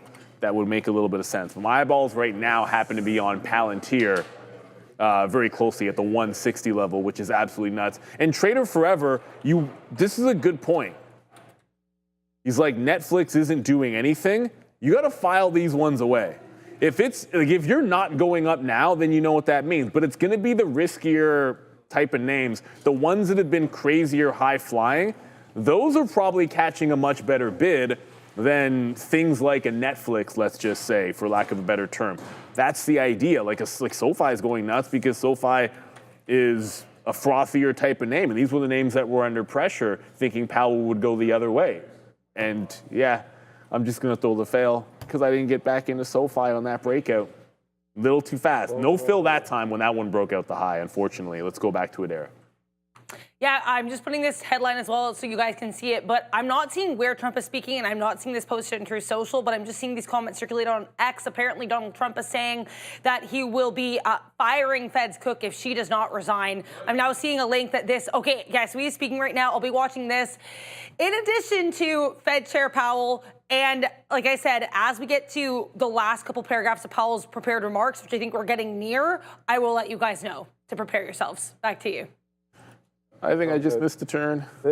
Some of that flow came in a little aggressively. I don't know if this is going to be the turn, but I'm waiting. NVIDIA hasn't really pulled back aggressively. We had that bit of a pullback in and around 177s. Google's now dancing with its high day exactly at 203.99s right now, 204s actually. So we did clip it by about a penny there. I'm trying to see if this, if we catch a little bit of a pullback here, if the candle on the futures can go a little, I guess, green to red, maybe poised for a little bit of a healthy pullback as well. So that's what I'm kind of looking for here, and willing to take multiple stabs at it until it either kind of tells me that, okay, this is definitely not going to be it. I know I'm a little bit against the trend right now, against the grain, but we have extended up pretty aggressively. But the thing is, if we continue to hold structure and hold higher, then I know for a fact that, okay, well, we were talking about, oh, sellers are in charge. Oh, boy.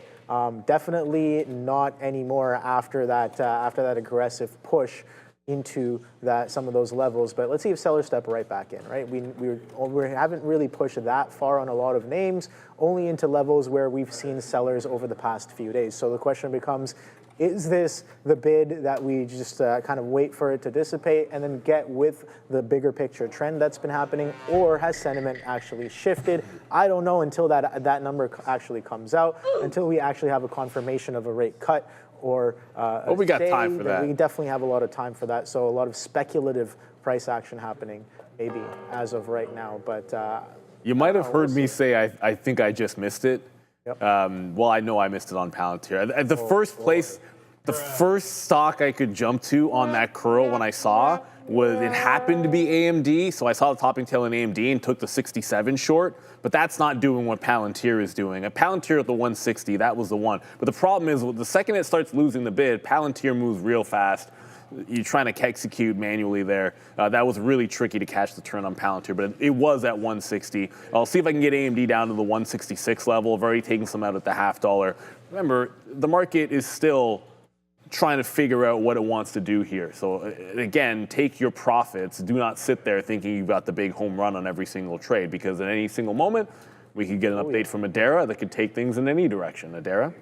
I just want to let you guys know here, we do have comments from President Donald Trump. As I mentioned, he's also speaking right now in addition to Powell. And Donald Trump said that he will be watching security concerns on TikTok, but he likes TikTok and he wants to keep it going. And he'll talk to President Xi of China about TikTok when that is appropriate. So keep an eye on SNAP and META. I'm also still listening to Powell, so we're monitoring that as well. Lots happening this morning, that's for sure. Back to you. You're good? yeah, I'm good. That's from here. Uxbridge in the house. Thank you very much. Adara, biscuits. Biscuits? What? Huh? Who? Oh, there's what the cell. biscuits? I thought, okay, you can't just say biscuits and run away like there's actual biscuits somewhere. There are no biscuits. Now I'm hungry again. So the market's pulling back in. Oh boy. That's just it's just Randy being Randy.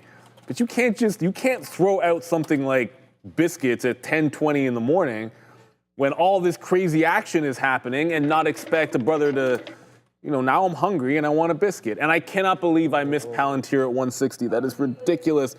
That is nonsense. It's at 158 already. That stock is nuts. Let's go back over to Adara. We got another update. I'm bidding in front of VWAP on AMD. Every reversion to the volume weighted average price if we can get it. Powell starting his third last paragraph right now. When he's on his final paragraph, check the bottom third of the screen where the position board is. I will put on when the bottom paragraph, when his final paragraph begins. So guys, only about 2.5 more paragraphs left of Powell's prepared remarks now. Watch the bottom part of the screen to know when he's concluding. Back to you. Show you some stuff. Yeah. Some wild stuff is happening in this market. Thank you. So all we got to say is right now, where is it? Thank you very much. Get back down to VWAP. I didn't hear it. Did you guys hear the thank you, Adara? Why is it so? Some things are ridiculously. Thank you very much, Dara. Okay. There, you now. Nice. Oh, now everybody can hear. Yo. I don't know. Sometimes like some graphics are like really too loud, and the other ones are too low. Yeah, you're right, Cordova. Somebody said biscuits. We want the cheddar biscuits right now because that's that's the joint. You ever had cheddar biscuits? I'm sure I have. No. If you have, I'm just saying. It's not one of those. I'm sure I've had it. No, if you've had it. Yeah, them cheddar biscuits are delicious. Unfortunately, we don't have any, but we do have a chance to get to VWAP. All right, I'm staring down AMD 165. We catch a bid here. I get out of the trade. I'm not looking for any. Wow. Okay. Yeah. So anyways, that's just me getting out. Gonna take the reversion that you can get, not the one that we wanted. We're able to grab $1.50 on that, but this is the one that we wanted at 160. I hate your guts, Palantir. I hope all the bad things in the world happen to you, and there are biscuits. Okay, all right. Oh, shoot. Nice. Randy, you weren't lying. Oh, Randy. Yeah, there was definitely biscuits this morning, but I did take a look at them, and I was like, biscuits in the morning, kind of heavy for me. Kind of. What do you mean, kind of heavy? It's heavy, dude. Obi. Butter biscuits are hella heavy. I'm not trying to carb load before the market opened, dude. Like, that's crazy. I'm trying to eat a biscuit every chance I get. That's fair. There you go. I think he's done speaking. Does the reversion man cometh? I have no idea, but we'll wait and see. I like that pullback into VWAP. That reversion was nice. We saw some stocks sell off a little bit before, but I was hella late to that. I got 203.40s. That's a horrible price there. But I'm like, all right, maybe we're coming into a little bit of VWAP. We hold those 203s pretty well here before we catch a little bit of a bid here once again. But that bid was aggressive. Okay, so I think he is off the podium here. Let's see some more updates with Adara. Yeah, I just want to let you guys know Powell is now done speaking. His comments have ended. Just keep an eye here on this market. If I see anything else, like any interviews with Powell, I'll let you know. But Donald Trump, president of the U.S., he is still speaking, and he's set to speak again at 12 p.m. So stay tuned. I will give you guys all the updates that I have, and it should be a very news-heavy session. So stay tuned and strap in. Back to you. Oh, boy. So this is definitely. Remember, we were saying don't chase, don't chase. At the point I was saying don't chase, you could have got another, like at least another buck. AMD, you could have got another buck out of it. You could have got $1.50 on Palantir. But it's about like actually allowing a trade to set up, really. And someone said, can you go over the trade in AMD? I got what made this easier to take, because look how big the topping tail candle is. Now, ideally, you want to really sniper a trade. But when I saw that I missed on Palantir, and the way the bid dropped on Palantir, I'm like, the first thing that actually has a technical setup, I'm punching short right now. And I happen to be looking at AMD. There's the topping tail, broke the prior bar. I can throw a stop right here at 167.25. That's 30 cents worth of risk. And then I know 1-to-1. I know we can get it at 66. And then VWAP doesn't get to, but 165 is where they caught a bid. And if I see the buyers come in here at 165, why am I holding it to VWAP? I can see the buyers jumping in. Now, I'm not reversing into the long because I don't want to, on a day like today, you want to be really particular about your trades. So I think I'm sniper the rest of the way. Like, I'm not trying to sit here and go incredibly against the grain, just shorting because it worked before, or long because it happens to be VWAP. No. I want to get A-plus setups, and if we continue trending higher, I know the places that I want to go. A couple of them, or one of them is, I'll be disappointed in myself in SOFI, but the thing is, it was really tricky to get any of those breakout longs. If we can catch VWAP, great. If I can find structure for the higher lows, then I can jump back over to a name that I was already bullish on, like SOFI or Rigetti above the $14 level for sure as well. So, thankfully, patience worked out there on AMD, but really it should have been Palantir. That's a case where like an offset key would have helped me. Where it if I have one that just automatically crosses twice as far as normal, I probably get that fill. Oh, that makes a lot of sense, Neil. All right, so guys, Trade the Pool. We got another behind-the-scenes look at Trade the Pool, but this time we're diving into the community side of Trade the Pool. As you know, each trader gets his or her own hub, and inside one you'll find Trade Talk, a powerful charting and analysis space where traders map out strategies, break down setups, and share predictions with the community. And if you're looking for real-time, interactive The Trade the Pool Discord is where you've got to visit. It's full of active traders sharing insights, trades, and tips to grow together. At Trade the Pool, you're not trading alone, you're joining a firm that invests in your growth technically, mentally, and financially. Head to tradethepool.com or scan the QR code on the screen. What's going on, Adara? And I'm seeing reports here that Martin Shkreli, who is known as the Pharma Bro, apparently just announced a long and equilibrium EQ, jumping here from $1.65 all the way to $1.80. So keep an eye here on EQ. Again, this one is reportedly a Martin Shkreli long. I didn't see him post about it on X, but it could be he announced it in a different platform, or it's a speculation. Either way, EQ, reportedly Martin Shkreli long. If I get more details, I'll let you know. Donald Trump also just ended his comments at the White House Museum. He's set to make a different announcement, I believe, at the Oval Office at 12 p.m. So I will cover that for you all as well. Back to you. Well, I mean, at least Shkreli's back into his lane, right? Because EQ is a pharma.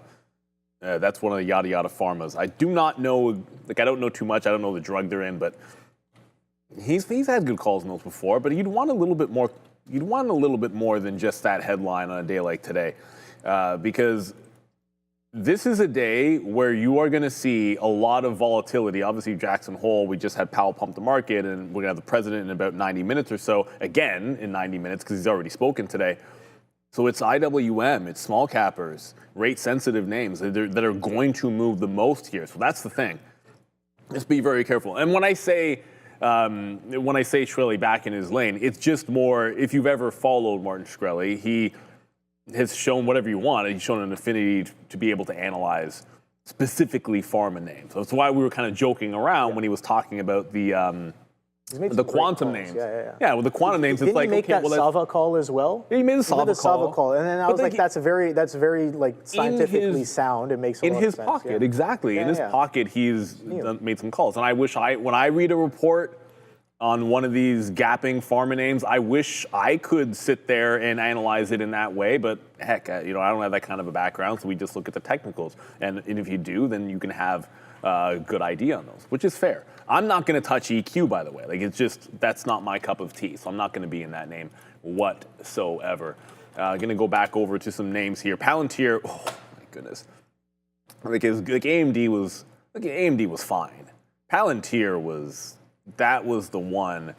And it goes, like, it's so clean. Like, it's not often that you will see it so clean and then right to the volume weighted average price.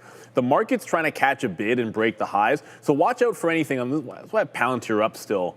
You're watching the market, the Nasdaq, I should say, in particular, hold the top end of the range and try to break out the highs.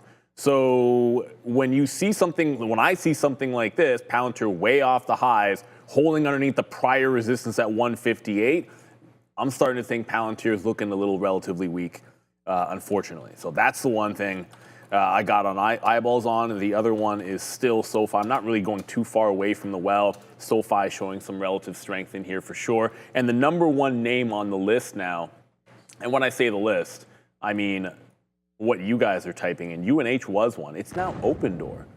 Now remember Opendoor. I think it's been. You know what business they're in. Now you need probably more aggressive rate cutting for this to matter too much into the mortgage market, but Opendoor 16%. This is a squeeze play. It doesn't always have to be the most rational thing in the world. And Opendoor, look at that top. The high a couple of days ago was 425. The high right now is 425. I'm not saying, I'm just saying. Ideally, we would pull back and consolidate here. This is a $4 stock. You don't get too many chances to break out the top in a stock that could go $1 and just risk a couple of pennies. Either it goes or it doesn't go. And if it doesn't go, you can find a place to catch the bid. So Opendoor goes on the radar. I'll probably replace Rigetti with Open on my level 2s. I can only watch so many things at once. Yeah, that's definitely true. There's only so many things you can watch. So what you can do as best to your ability is just try to do as well as you can on the stuff that you are watching, and that's kind of how I like to take it here. Bit of a slowdown on the market, but it seems like Google's just building and building up into its highs at 204s. So again, like I said before, a little bit willing to be wrong on this one here. until it kind of breaks. But let me know what you guys are trading in the chat. I'm curious to know what everybody's involved in here. Google, I liked on the day, but again, there were a lot of different opportunities here across the board. Some of these earnings names going crazy. Some of these small caps, I guess IWM, mid cap. Going pretty crazy as well. PDD pretty much sideways. There was another one, YMM, which was an earnings day 2 play. I don't know if you guys were looking at that one, but that one going absolutely crazy as well. I think we got Adara with some more up. Yeah, just kind of recap here what happened with Powell. I'll show the DXY as well because that is really weak. We had a sharp drop right at 10 a.m. So again, I just want to summarize what happened.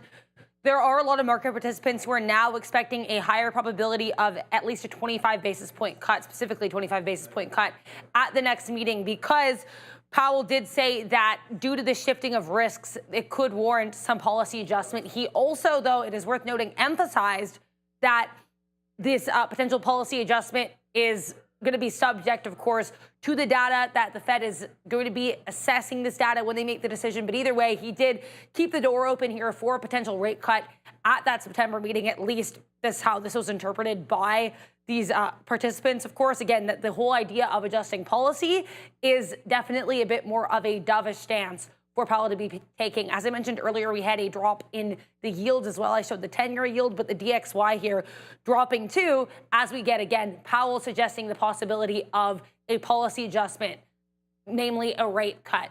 Again, we're also seeing an increase here in people expecting, I think it's now about 90%, at least from what I'm seeing, of participants expecting that 25 basis point rate cut in September. When we get all that data populated, I'll show you guys the CME Fed Watch tool during our Money Talk segment at 10:50. But yeah, long story short, even though risks do persist, he did also mention here that, you know, again, the possibility of tariff-related inflation. He did say that a one-time risk, or I guess that this one-time adjustment shouldn't necessarily drag down policy. And again, the idea of a policy adjustment is really, I think, what the market is holding on to here. Back to you. No questions asked, Adara. The VIX dropped heavily, as you mentioned, 90% chance. And remember, the Fed signals what they are going to do.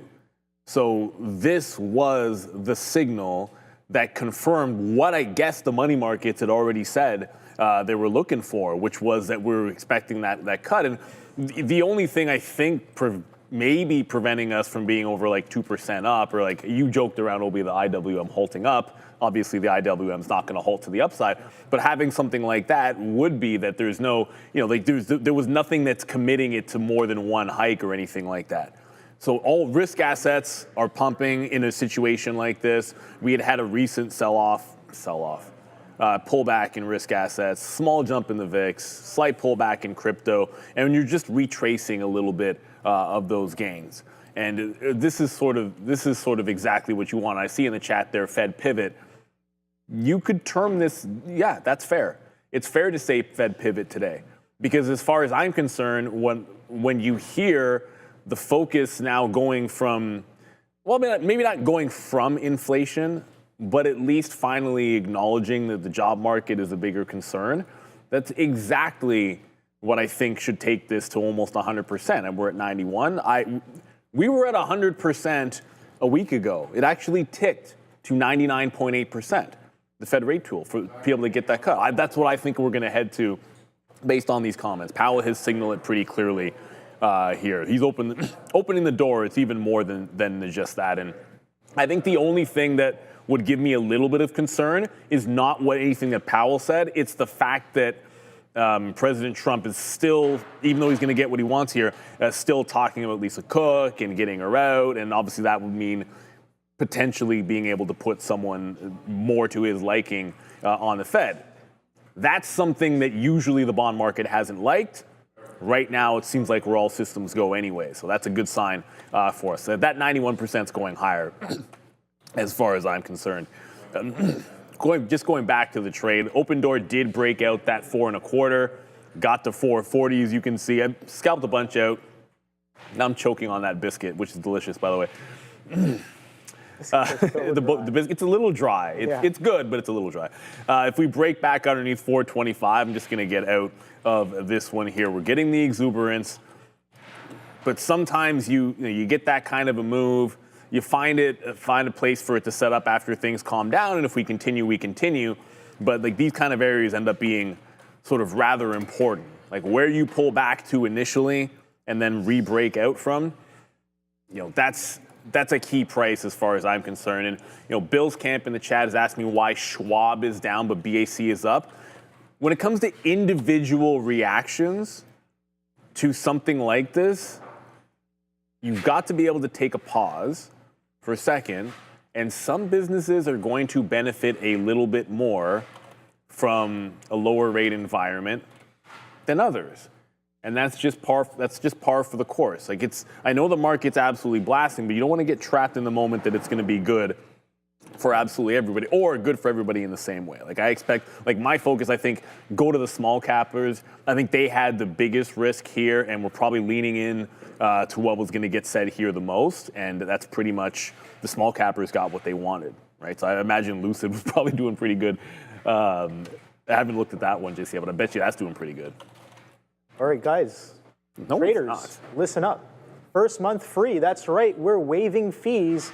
Trade smarter, not harder. Upgrade to Elite. Analyze, strategize, capitalize. Our platform, it's everything. Infinite data, instant trading, lightning fast market insights, game-changing charts. Predict with backtesting. Reliable, real-time data, global markets at your fingertips. All in one platform. Don't miss out. Execute your best trades now. Ready to elevate your trading? Scan the QR code or check the link in the description, guys. All right, so a little bit of a pullback happening here on Google, not really the rest of the market. Google's kind of building up into that 204 area here. And again, relatively weak. We did not see the aggressive bid that we saw across the rest of the names here on Google. So relative weakness for sure happening on Google. Again, we had that catalyst today. That initial push wasn't necessarily there. Sellers kind of showed themselves pretty well off of the open. I'm just looking for more of the same. If the market catches a little bit of a pullback, then maybe we get that. If not, we break out and we continue to some fresh highs. So I'm staying a little bit, open-minded to any sort of move here on Google. Taking a little stab on this consolidation though, Neil. Yeah, you want to stay open-minded, everybody in the markets, but you know what? Everyone should have an open mind to empowering women to change the world. Makes sense to me.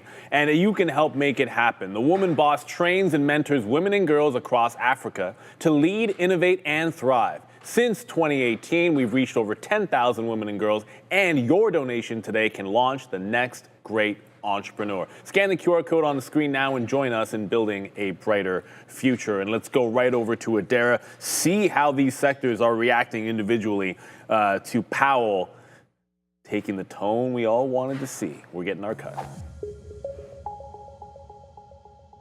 I'll start with what's really strong, and that is finance. Now, of course, the idea of a potential rate cut is a great look for a lot of these REITs as well, these real estate-related stocks and groups. So this whole sector really strong. As mentioned, Charles Schwab is actually down. I couldn't find any news on this, but generally we have strength in this sector. And look at some of these credit card names, too. American Express, sharply to the upside here, about 3.3%. Great look here, again, with regards to potential interest rate cut, as Powell mentioned, potentially adjusting the policy stance. Great look for names like AXP. Now, consumer durables are really strong here as well. Tesla leading this group to the upside. Process industries looking great. Transportation looking really good here. Energy minerals to the upside. We've got retail trade generally strong. Again, the idea that consumers could potentially be spending more money after we get this possible rate cut in September. Tech services, with the exception of Intuit on earnings and Workday also on earnings. Everything else here looks really strong. Electronic technology, a good look as well. So again, it is worth noting there are certain sectors here, namely finance, and within finance, these real estate groups are generally going to be a little bit stronger with this potential rate cut, but overall the market is reacting very positively to the idea that Powell is signaling a potential cut. Again, people are hoping as early as the September meeting. Back to you. Thanks, Darren. You would see in the top right, you're going to see a lot of names that are looking relatively weak, like Philip Morris, Pepsi, Coke. Those were the defensive names that were doing so well over the past few days. Right, they were doing so well. While the market was selling off. Well, look what's catching some strays here. Pepsi catching some strays. Philip Morris catching some strays for sure. But let's be real. The other side of that coin for solar, I mean, you look at the TAN ETF if you want, but the first place I look over here is for solar. If you stand to benefit from lower rates, then Jerome Powell just signaled exactly what you wanted to hear. Now, as I said, and pun absolutely intended, the only thing that I think could make it would be even better is if he had opened the door more aggressively to the notion that you could get maybe a further cut. I think at least, I mean, that's just getting a little bit greedy at this point. It's getting greedy to have expected anything other than the shift that we got in tone. Open just hit the 450 mark. It's now, it gets very much on trends. I'm just going to show you what I'm looking for here, because it's sort of the same thing as usual. Oh, I hate when it makes a new candle right as I am trying to. Don't adjust when I'm trying to draw a trend line chart. Don't move. Like, this is such a strong upward trend. And I'm looking, so if you're wondering where I'm connecting it from, any guesses? 10 o'clock. When Powell's statement came out, that's the volume spike. The first dip is where I draw the trend line. So you've got to lose this trend line. I've already taken a couple of fills in front of the 50 level, just hanging on to the last 10%. You break the trend line, I am out. No longer break-even stops. It doesn't make sense to let this sing. If it goes back under, I don't want it losing the volume-weighted average price or anything like that. You just had to find a couple of spots here, right? Like, when I see it, we went up and made 2 trades, short AMD, waited for something to set up a long. You could have bought the dip, but my thought was to go to something that I think was a little bit more rate sensitive as a play and get into open door breaking out because it was a good technical level. So we knew it's a name that I was interested in if we're going to go this direction, if Powell was going to go this way. It was breaking out a local high, and we'll see about the last 10% if it can go. But certainly, I see people in the chat. Open door going to $10. I don't know about all that. Maybe. It's still just a bit of a multi-day runner, right? It's certainly possible, and this is going to help it. But a quarter point cut doesn't actually move the needle for mortgage rates. So it's good, but fundamentally, it's still a squeeze play. Don't get me wrong, it's still a squeeze play. The shorts are going to get squeezed. That's what's happening right now. But from the fundamentals aspect of it, it's not that big of a deal for mortgage rates. Which matter a lot in the U.S. You guys are different from us in the U.S. A lot of our viewers are from the U.S. Here in Canada, it's not the same thing. You have a house, your mortgage readjusts every few years. In the States, you own a mortgage, not a house, is the saying that people say. So, I would at least temper the expectations as to how crazy it might get for this stock. It's a squeeze play. Yeah, I think that open. You gotta keep an open mind about open. It's a multi-day runner. For sure, I think, and the setup you were just showing, bit of a trap maybe. We saw that high volume push, a bit of a failure to follow through after some low volume selling, and then we're coming right back up into those highs with some expanding volume. So I like that look as well on open door. The market's actually pushing back up into highs, and Google actually broke out of its highs as well. So I'm kind of watching that, dabbling again a little bit here, but it seems like the long is definitely the trade here on goggles as we attempt to push. But here's the thing, Neil, every time we've kind of pushed into this area, we've seen selling and selling and selling. Sure, we're building up into it with a bit of a flat top push, but like I said, relative weakness, I guess, compared to the rest of the market here on Google, it has not gotten that kind of a bid, and it did not get that through that whole time that Powell was talking, and the market was aggressively bidding up. And even after he got off, the market caught a second leg up, and Google, I guess, it just consolidated, churn, maybe gets about a few pennies above its day high at 204's. Current day high is at 204.16, and it didn't pull back aggressively, but pulling back a little bit back through that 204. So really kind of struggling to push through some of those levels. And yeah, that's what I got on watch. Let's see if that comes in. The flow is kind of getting a little bit choppy here. Oh boy, can't forget, Trump is on the podium as well at 12 o'clock. So just a couple more, I guess just an hour and 15 minutes roughly left until that happens. And that's going to be interesting as well if and when that comes in with a little bit of volatility. So maybe that's when we get the reversion, but I don't know. Maybe we get a continuation. We're already extended pretty aggressively. I don't know what he's going to say, but I'm looking for volatility, man. That was aggressive and pretty wild on Powell. Let's see if Trump will give us some more of that volatility and that shake and bake as well. I just heard that Canada is going to remove retaliatory tariffs on many U.S. products. I don't know what many U.S. products mean, but that can't be bad. We need a deal. I mean, the U.S. and Canada. It's like, how did we not get something done sooner? It's we being Canada and the U.S. It's like we're obvious neighbors and trade partners and being able to get things done so much. So, look, I think that's good that Carney's hopefully got something all in the works. It's just my opinion. Come on, Carney, get her done. Look, I just got out of open. It just broke down. So it broke the trend. Remember, I drove the trend line, and then it broke the trend right here at 35. Held onto that 10% just to see what we could do. But it looks like Canada to remove retaliatory tariffs on many U.S. products. Don't know what many means, but hopefully this leads to a bigger deal. And it's going to apply the tariff to, it says, apply tariff exemption on many U.S. goods under the USMCA, which was negotiated under the first term there. So I think that's a good sign.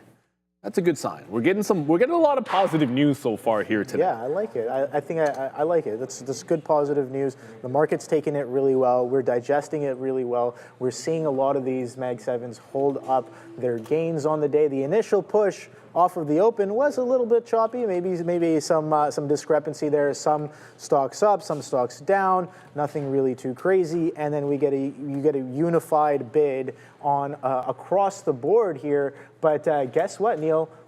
XLP not really catching that bid. XLU not really catching that bid. XLV, we caught that bid yesterday.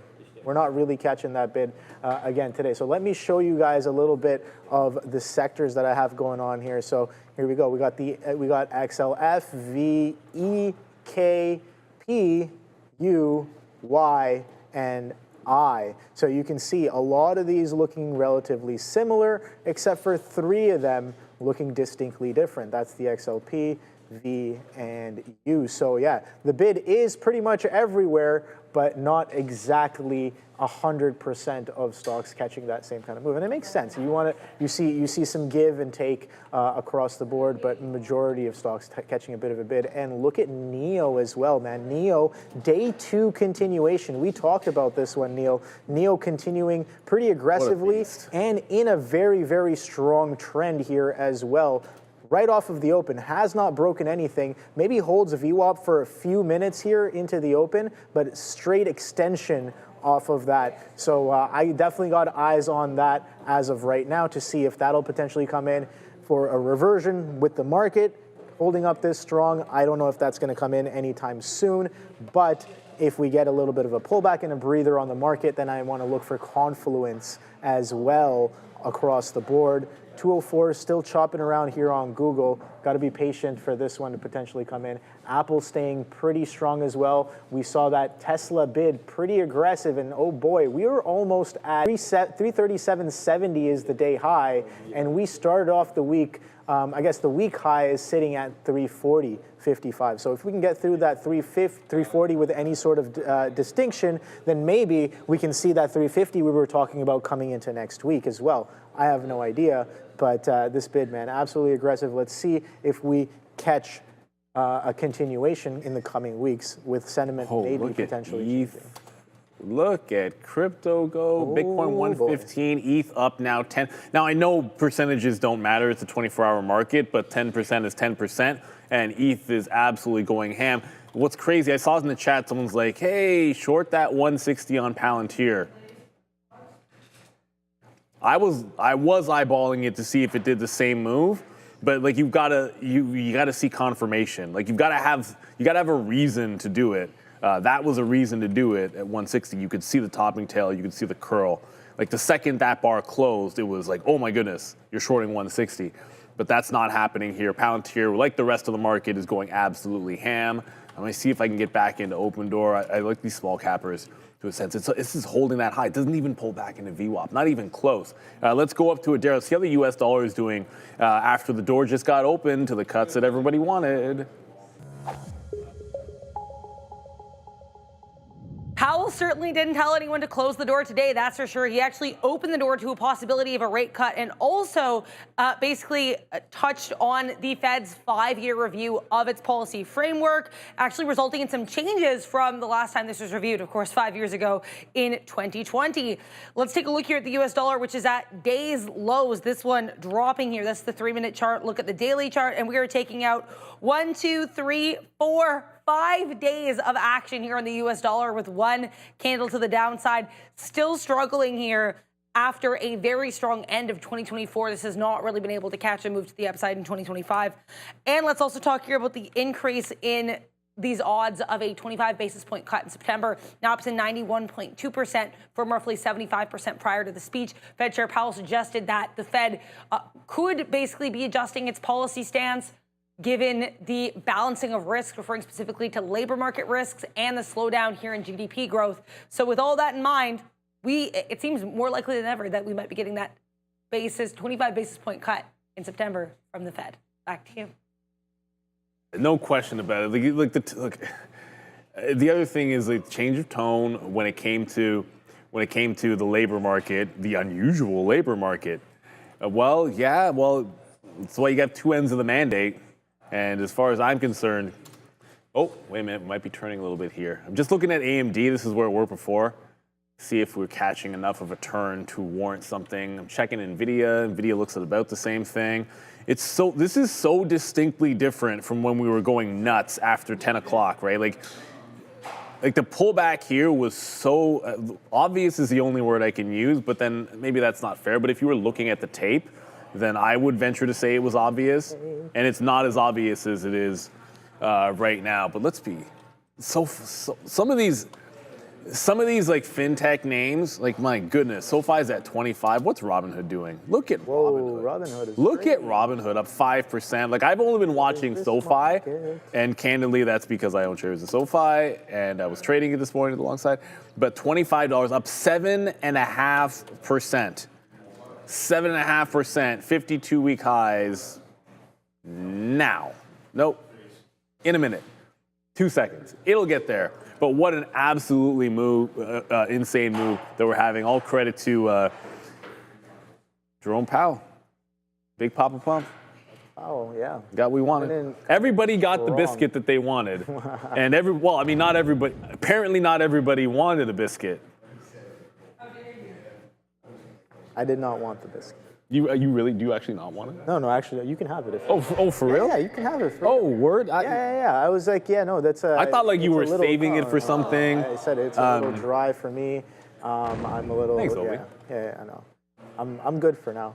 It seems like this bid continuing to catch on here on the market as 204 is continuing to kind of push around and chop around here. But yeah, let me know in the chat what you guys are trading. Let me know. Hood is running. Yeah, we just looked at that one.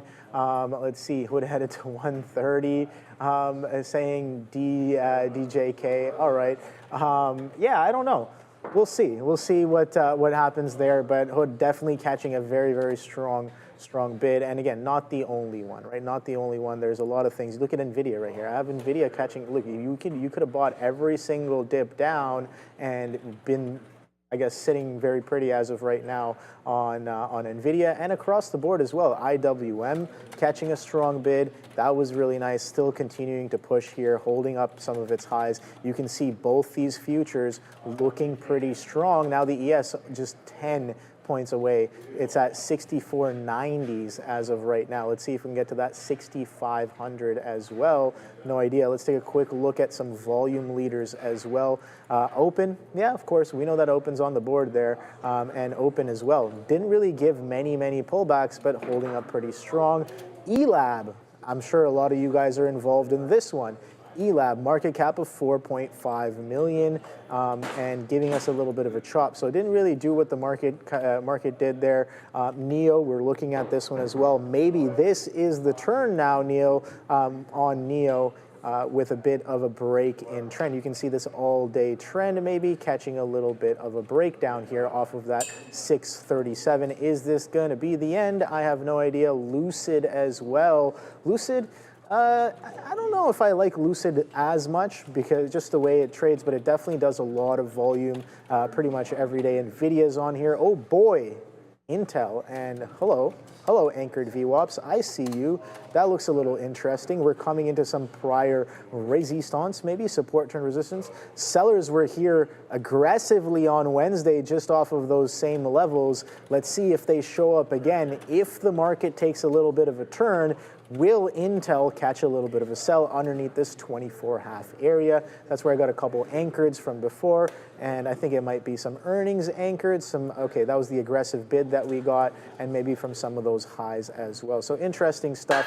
Is this all she wrote on Intel? We know it's been kind of curling up into that level. I think 28 was the ultimate consolidation high. We're still well away from that as of right now, trading at 24.5. So let's see if sellers do step back in. They were here earlier this week in and around these prices, and if the market turns around here from here as well, we definitely have some strong confluence for that Palantir. Oh boy, what a nice push on Palantir, holding that anchored VWAP. Look at this, Neil. I threw up an anchored VWAP down to that low, and today it comes in, boom, boom. Forget about Powell, forget about everything else. It also just bounced it off like traditional VWAP too. Prior day hold, prior day range low hold. We looked at Palantir and we were like, okay, well, we're looking for a range break on Palantir for a potential continuation. We break the lows, sure. We false break the lows, reclaim, break the highs. That makes the long even better. I'm not even looking here, and that push from 158 all the way to 161 is happening right here, right now on Palantir. Absolutely beautiful consolidation and push off of that prior 158 level. And oh boy, Neil, SOFI as well, prior day breakout. Look at that flat top that was forming yesterday, and oh boy, we come in long and strong right through some of those levels on the day today. So yeah, I know you guys are trading and you guys have pointed out a lot of those levels. Intuit, oh boy, okay. I know that had earnings. I know I had it on watch for a bit of an earnings move there as well, but a little bit of a chop. Still trading within its opening range here, 15-minute opening range all the way from 164.40s, maybe all the way down to 143, 144s as well. So we tried to break the low. Now we're attempting to try to push for the high here on Intuit. So good look there. I was watching it as a bit of an earnings stock for the day as they did report overnight, but didn't really get the follow through I was looking for right off of the open. So didn't really participate on that one there, Neil. So wow, it's already 11 o'clock. Still holding. Oh boy, is it actually 11? It's already 11 o'clock. And remember, look, the president already spoke once. Yeah. He's scheduled to speak in an hour again. So not only did we have Powell open the door and signal that we're getting rate cuts in September, and then look, you didn't say we're cutting rates in September. That's not how it works. You signal that you're now open to it and you're changing the focus to the data which indicates that you should cut, and that's what gets the confidence, and you see the IWM spiking and all that. But who knows what the president's going to say? I'm assuming there's going to be comments about this Canada deal, potential Canada deal, and reaction to that for sure. But I'm sure there'll be something about the rate cuts, and it'll be entertaining. I know that the names that Sharif looks at, these small cappers are having a fun day today. So it'll be a fantastic midday. You got the professor, you've got Joey options, you'll have Adara at the desk. We'll be back at 2 o'clock, but enjoy yourselves, everybody. And good luck trading out there. Remember, volatility probably not done for the day.